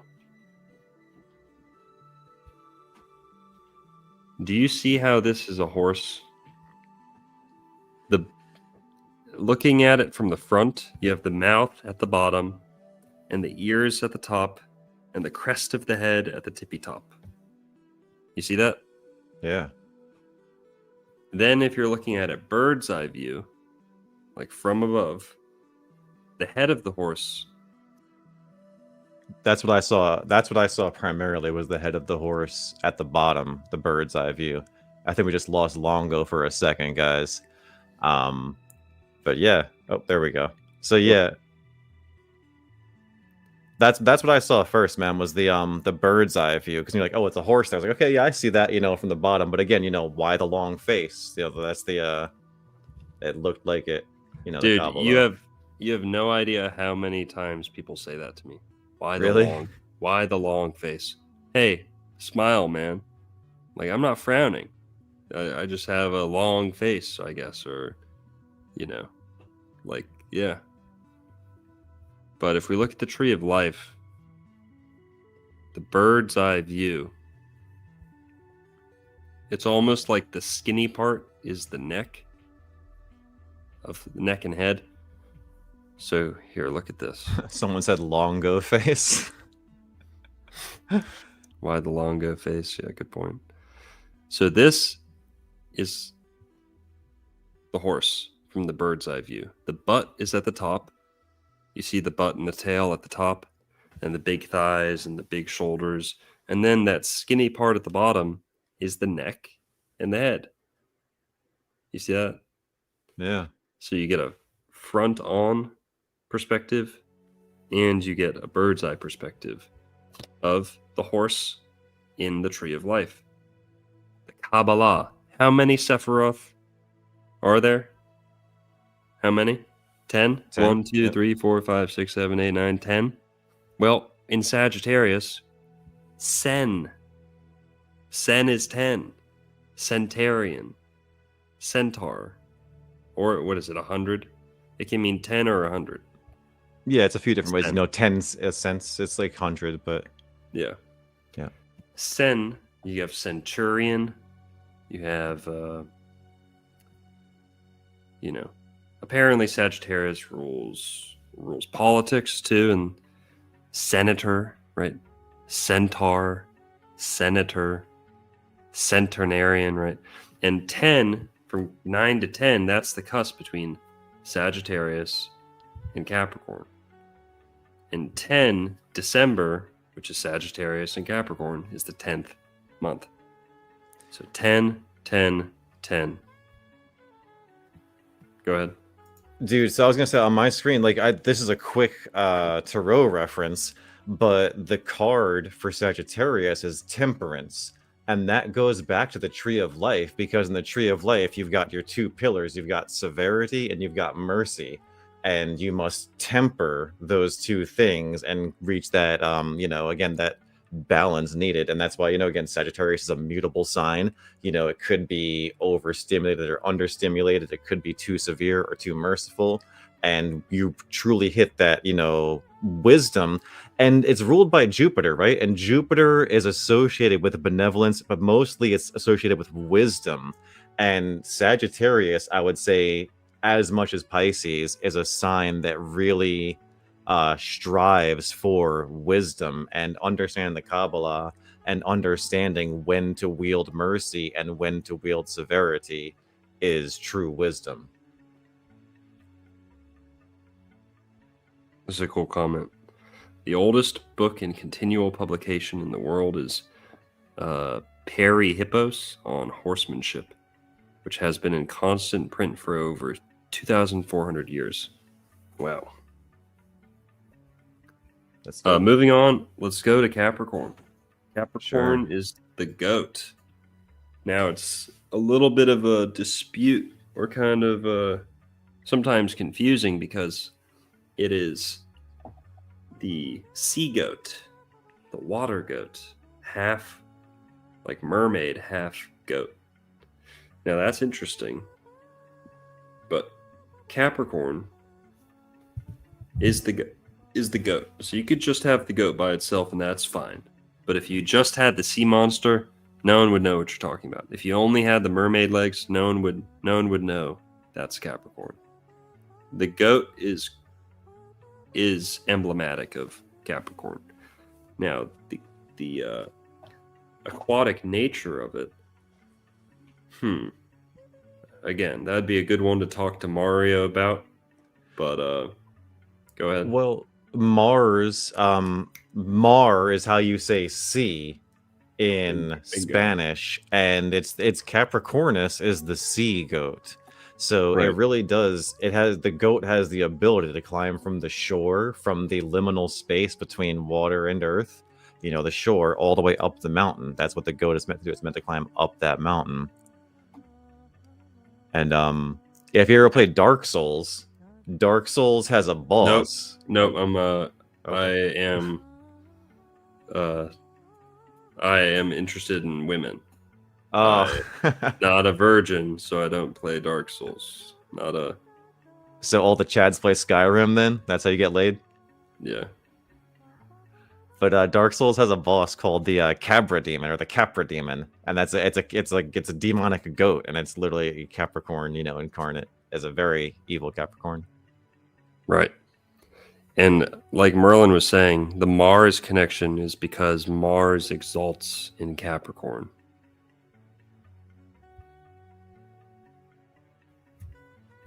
So Mars, the sea, right? This goat is also suited for the ocean.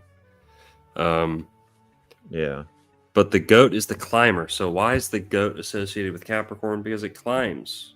It's the greatest of all time. It's the most high. Goat is the same phonetic root as God. God is goat. Goat is God. Okay.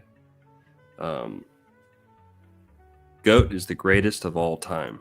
The most high. The animal which literally sprints to the top of a mountain and makes things look easy. Also, like the bull, the goat can nourish many, many, many species. Goat's milk is like a universal mammal milk. It is, how would you say this? Goats are almost like the mother to many other species. Then you see a lot of god symbolism with the goat. Also, well, what else? What do you want to say about the goat? So I mean, someone mentioned macabre in that, and again, like that really goes back to the Cabra. You know, it's a very dark sign. You know, the tarot card associated with Capricorn is the devil. Right. You got scapegoat. You know, Capricorn is associated with sin. You know, they often take on the sins of others, or get, you know, they're the black sheep. They're the outcast, big time.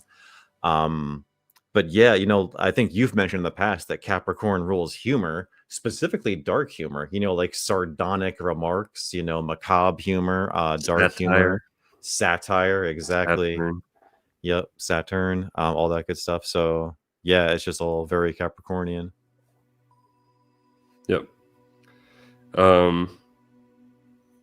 Yeah, the goat. All right, moving on to Aquarius. Aquarius is the water bearer. The glyph for Capricorn. We didn't really talk about that. The glyph for Capricorn is kind of a goat, kind of a sea goat, right? You see like the goat standing on one leg or two legs on the left, top left there. Then you see like the serpentine aquatic tail kind of like coiling down at the bottom right. That's one way to look at it. Some people, there's another glyph for Capricorn. So Capricorn has two popular glyphs. They're both kind of hard to see what's going on. But yeah. Aquarius, do you want to say anything? Yeah, I mean, it's like this looks a lot like this right here is very similar to the Aries glyph. Right. And Capricorn and Aries are the two times in the year where the sun is reborn, right? It's like at its lowest point in Capricorn, and then it crosses the equator in Aries. So that part is similar, but then yeah, like Longo was saying, like this part down here, that's like the sea goat aspect of Capricorn. That's all I would add to that. Let's hit up Aquarius. The animal for Aquarius is humanoid. Water bearer, sometimes a woman, sometimes a man, sometimes androgynous, sometimes an angel. Sometimes Aquarius is just an angel with no water. That's, you know, in the cherubim, like the biblical rendition of the four fixed signs of the Zodiac, you have Taurus, the golden bull, Leo, the golden lion, Scorpio, the golden hawk or eagle, and then Aquarius, who's not the water bearer in that instance, but he, they, since Aquarius is gender neutral, they are the, I forgot what I was going to say. What was I saying?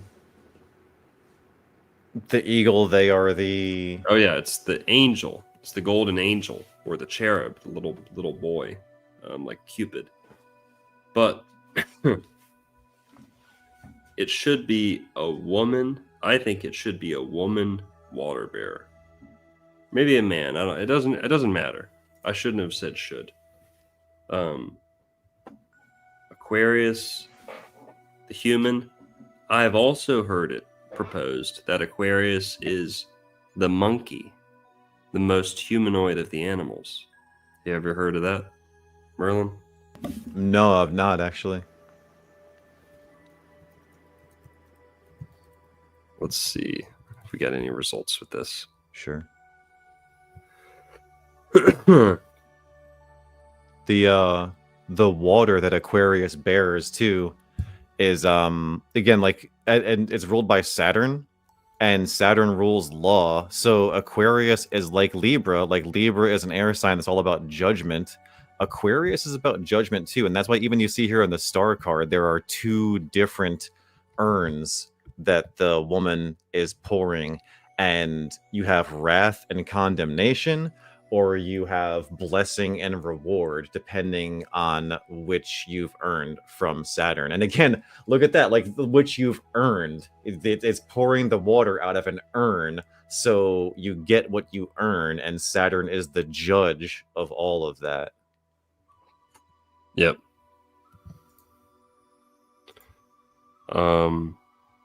Uranus being the rain, to the word rain. You get urn in Saturn, but also rain in Uranus. Yeah, and even Uranus is like Uranus if you like skip one of those vowels. Right. And urine. Yeah. Water falling from above. Yeah. And the glyph for Aquarius is the flow. It's either a heat wave or it's the flowing of like the ripple of an ocean, water ripple. So yeah, either like flowing air or flowing water. Dude, it's so crazy. We just jumped. We've been doing this happened like twice. We jumped from 250 viewers to 400 viewers. Really? Yeah, multiple times. But we got 400 people in the chat across multiple platforms. Thank you to everyone who's here. That's a great turnout. And yeah, Aquarius, the humanoid, the angel, the cherub. Why is it often the angel? Well, Aquarius is like gender neutral. And there's a couple reasons. You know, we can explain that in another episode, but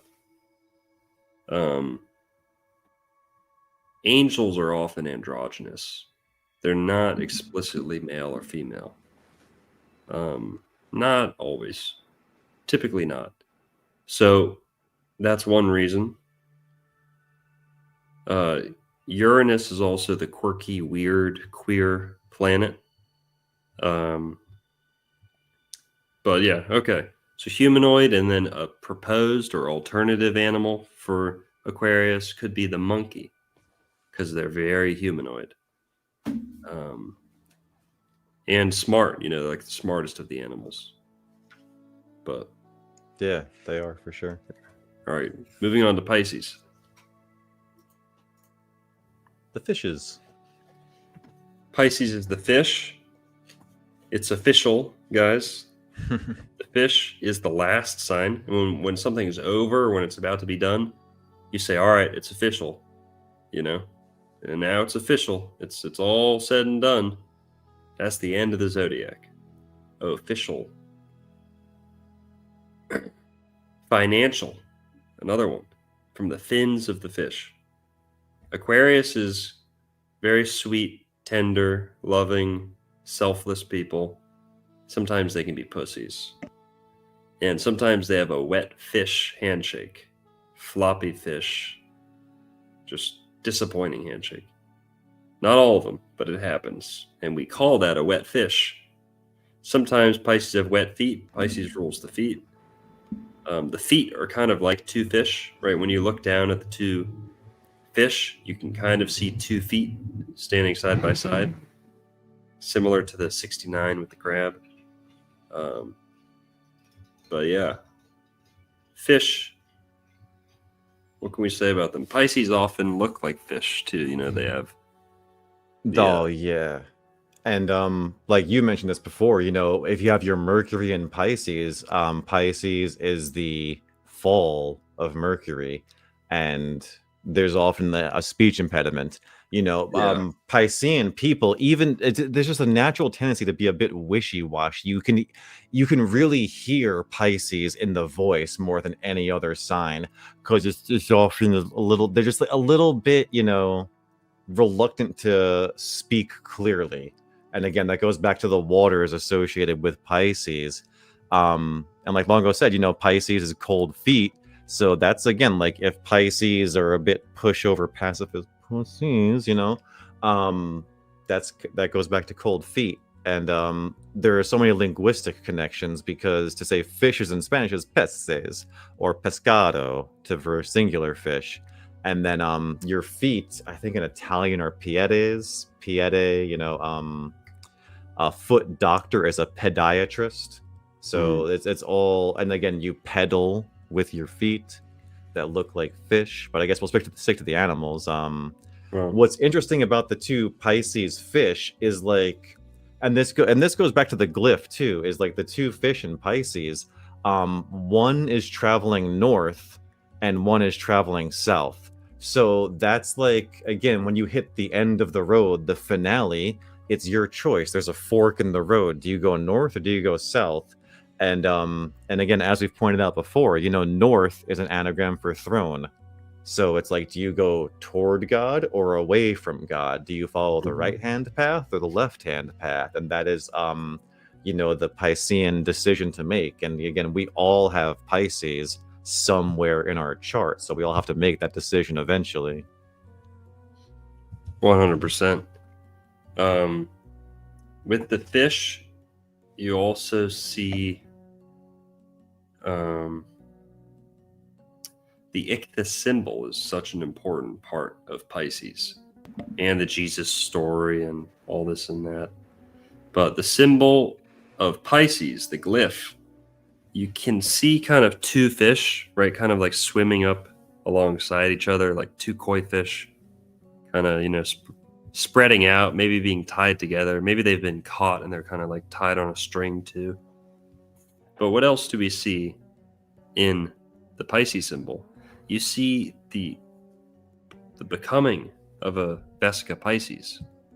Do you see that, Merlin? How like it's two circles coming in, like almost like they're bring them together, about to eclipse, yeah. And it hasn't quite happened yet.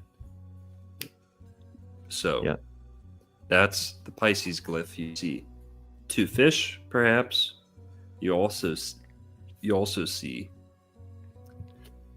the Vesica Pisces and the ichthys symbol being linked to that. So, and Venus exalts in Pisces, and while February 14th is Valentine's Day, that's in Aquarius, it kind of heralds the coming of Venus. And this is just super interesting. Like Marty Leeds goes into this big time. I'm not trying to steal his content, but like in your hands, you have 14 phalanges in your hands. So there's, two, the phalanges are the part of your hands that, were like, whatever, not the joints, but the parts, right? So you've got 2 in your thumbs, 3 in each finger. You've got 14 phalanges in your hands. What do you do with somebody you love? And again, like I think Pisces is the two fish. If you love somebody, you hold hands, and then you have 28 phalanges together, and that's why February has 28 days. And this is some stuff we can go into. We're gonna debunk the like we have already, but again, the 13 moon calendar is something Longo and I both just detest. But specifically when it comes to Pisces, Pisces, guys, 314 is in Pisces. That's the completion of the circle. And you will never understand the beauty of the Gregorian calendar unless you understand the secrets of Pi. It's super necessary. The 13 moon calendar is straight hot garbage. The Gregorian calendar is a reflection of God's beautiful, intelligent design. All of these numbers were chosen very carefully by people who were way, way more clued in than we are. My humble opinion with that. Oh, that's great. That's interesting. We're gonna have to nerd out on some of the like numerology in another episode. Yeah. But guys, that's all 12 signs and the animals. We went through most of the glyphs. Now let's speed run the planets real quick, and then we'll hop off. Mercury. Sure. Oh, okay. Moon. I mean, Mercury is the one I have. What I went from Mars to Venus to Mercury. Is that cool? Yeah. Any order is fine. Okay. So this is Mercury. This is Venus, but This is Venus. Yeah. All right. So Venus. Venus is animal. There's a couple good candidates. number one, it could just be the cow, like Taurus, right? That's a suitable candidate. But also Venus, man, you could put the dove in there too. What animal symbolizes love, beauty, all that? Man, it's hard. I don't think I had one ready for Venus. What do you, Some what I do you got in think? this list. We got the sparrow, the Oh, wood okay. pigeon, the nightingale, and then the turtle dove. So yeah, Yeah, turtle dove or sparrow makes sense. yeah. And Go ahead.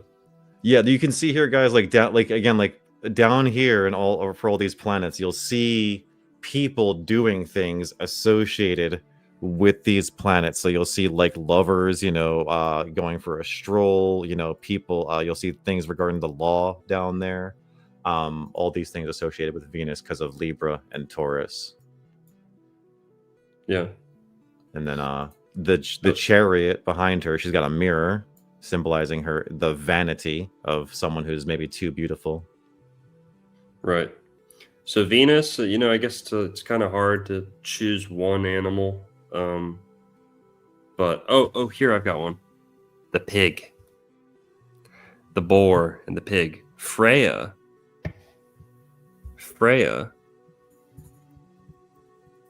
has a pet boar. Magical fighting pig. Freya is Venus in the Norse or Germanic pantheon. And the pig, Venus is very indulgent. So as much as Venus rules love and beauty, it's also indulgence. What do they say about putting makeup on a pig? That's pretty Venus coded, isn't it? Yeah. I'll believe that when pigs fly, stuff like that. But it could be the pig.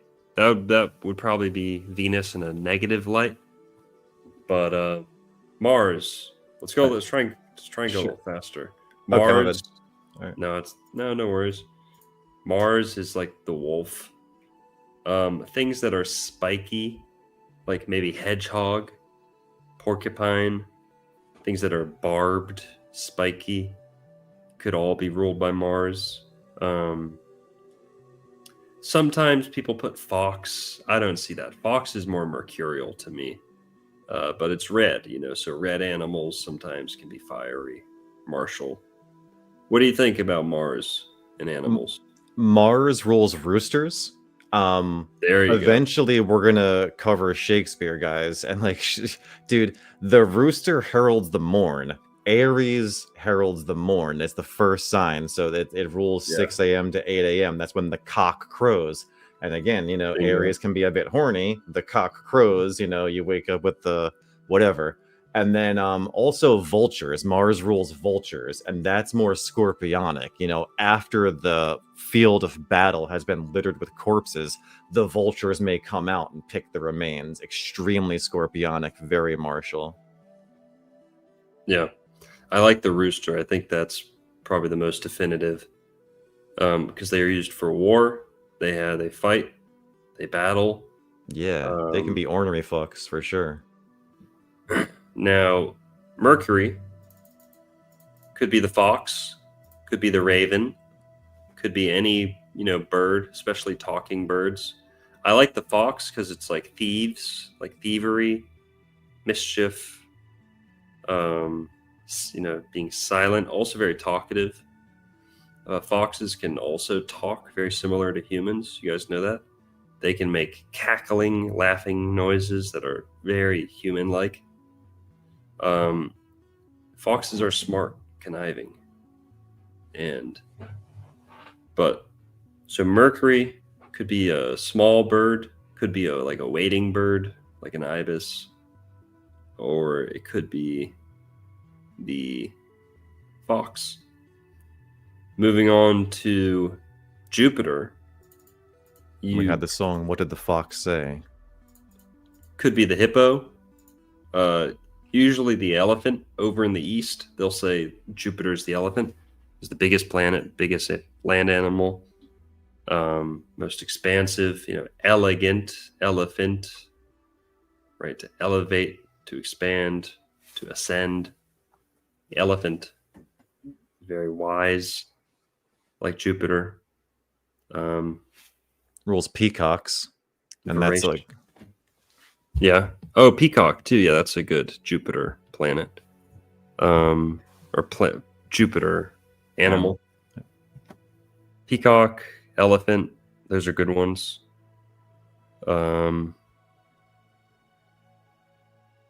Yeah. Moving 'cause on. the peacock is like a rainbow, and Jupiter rules rainbows. Yeah. Now, what are we at? Saturn, Sun, and Moon left. Saturn, the donkey. The donkey. It is the restricted animal, the inhibited, the stunted animal. It is like the slave, the pack animal. But Saturn and the mule, you see words like mulek, malice, Moloch, yep, mule. Ass, right? Ass is not a necessarily, unless you're speaking Viking, right? Os or ass is pretty good, but otherwise, ass is a bad thing. Donkey, the down key, the low key, the dawn, right? The down key, the low key. That's low key. That's Saturn. Saturn can be the goat. Saturn could be like a hyena with its laugh, maybe. Saturn in Egyptian culture, I believe, was like an anteater or an aardvark. Aardvark, or some animal like that. Also, the crocodile. Crocodile, dial up your clock. Croc shit. Crocodile, that's all very Saturn coded. Time. Crocodiles lay in wait for their prey for a long time, and they live a long time. Very, very patient animals, just like Saturn, the most patient of planets. Yep. So. And then Saturn definitely rules snakes as well, just undeniably, because Satan tempts Eve as a snake in the Garden of Eden. So the snake symbolism is there as well. I think so, yeah, for sure.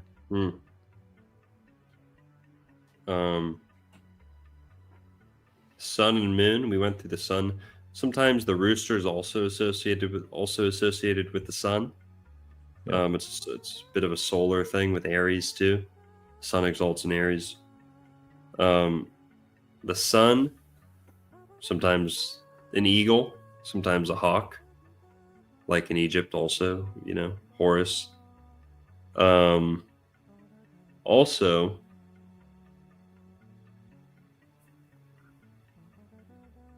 what else is solar? I mean, it rules the ram as well, because Mars or the sun exalts in Aries, so it does have dominion over the ram as much as Mars does, or even more so.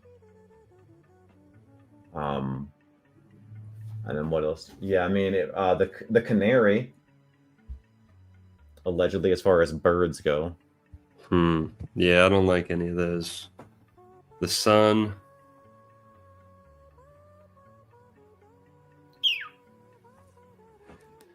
Sun and the moon. All right, let's go to the moon.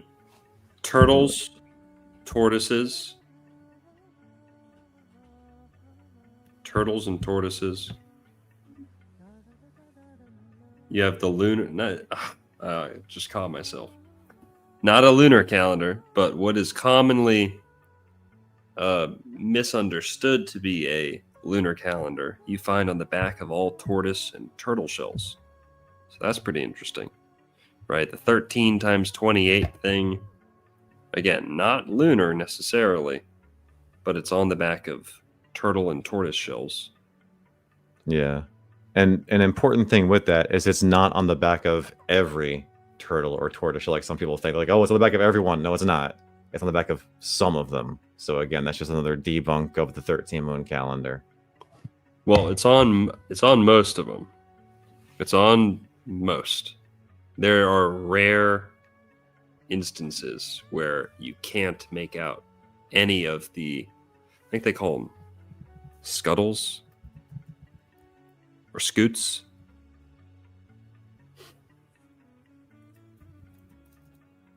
I'm not sure what they're called. Scoot. Yeah, scoot. The scoots of the shell. On some turtle shells, you can't distinguish them at all. There's just like no lines or anything. But of all the ones that do have like lines and visible separations, almost all of them have the 1328 arrangement of the scoots. But yeah, some don't. Some just have a very smooth shell or you can't see it at all. Now that's not the lunar calendar though. It's a real thing. It's the Enochian calendar. It's the Essenian calendar. It's the calendar recommended in the Book of Enoch and the Book of Jubilees. Interesting stuff.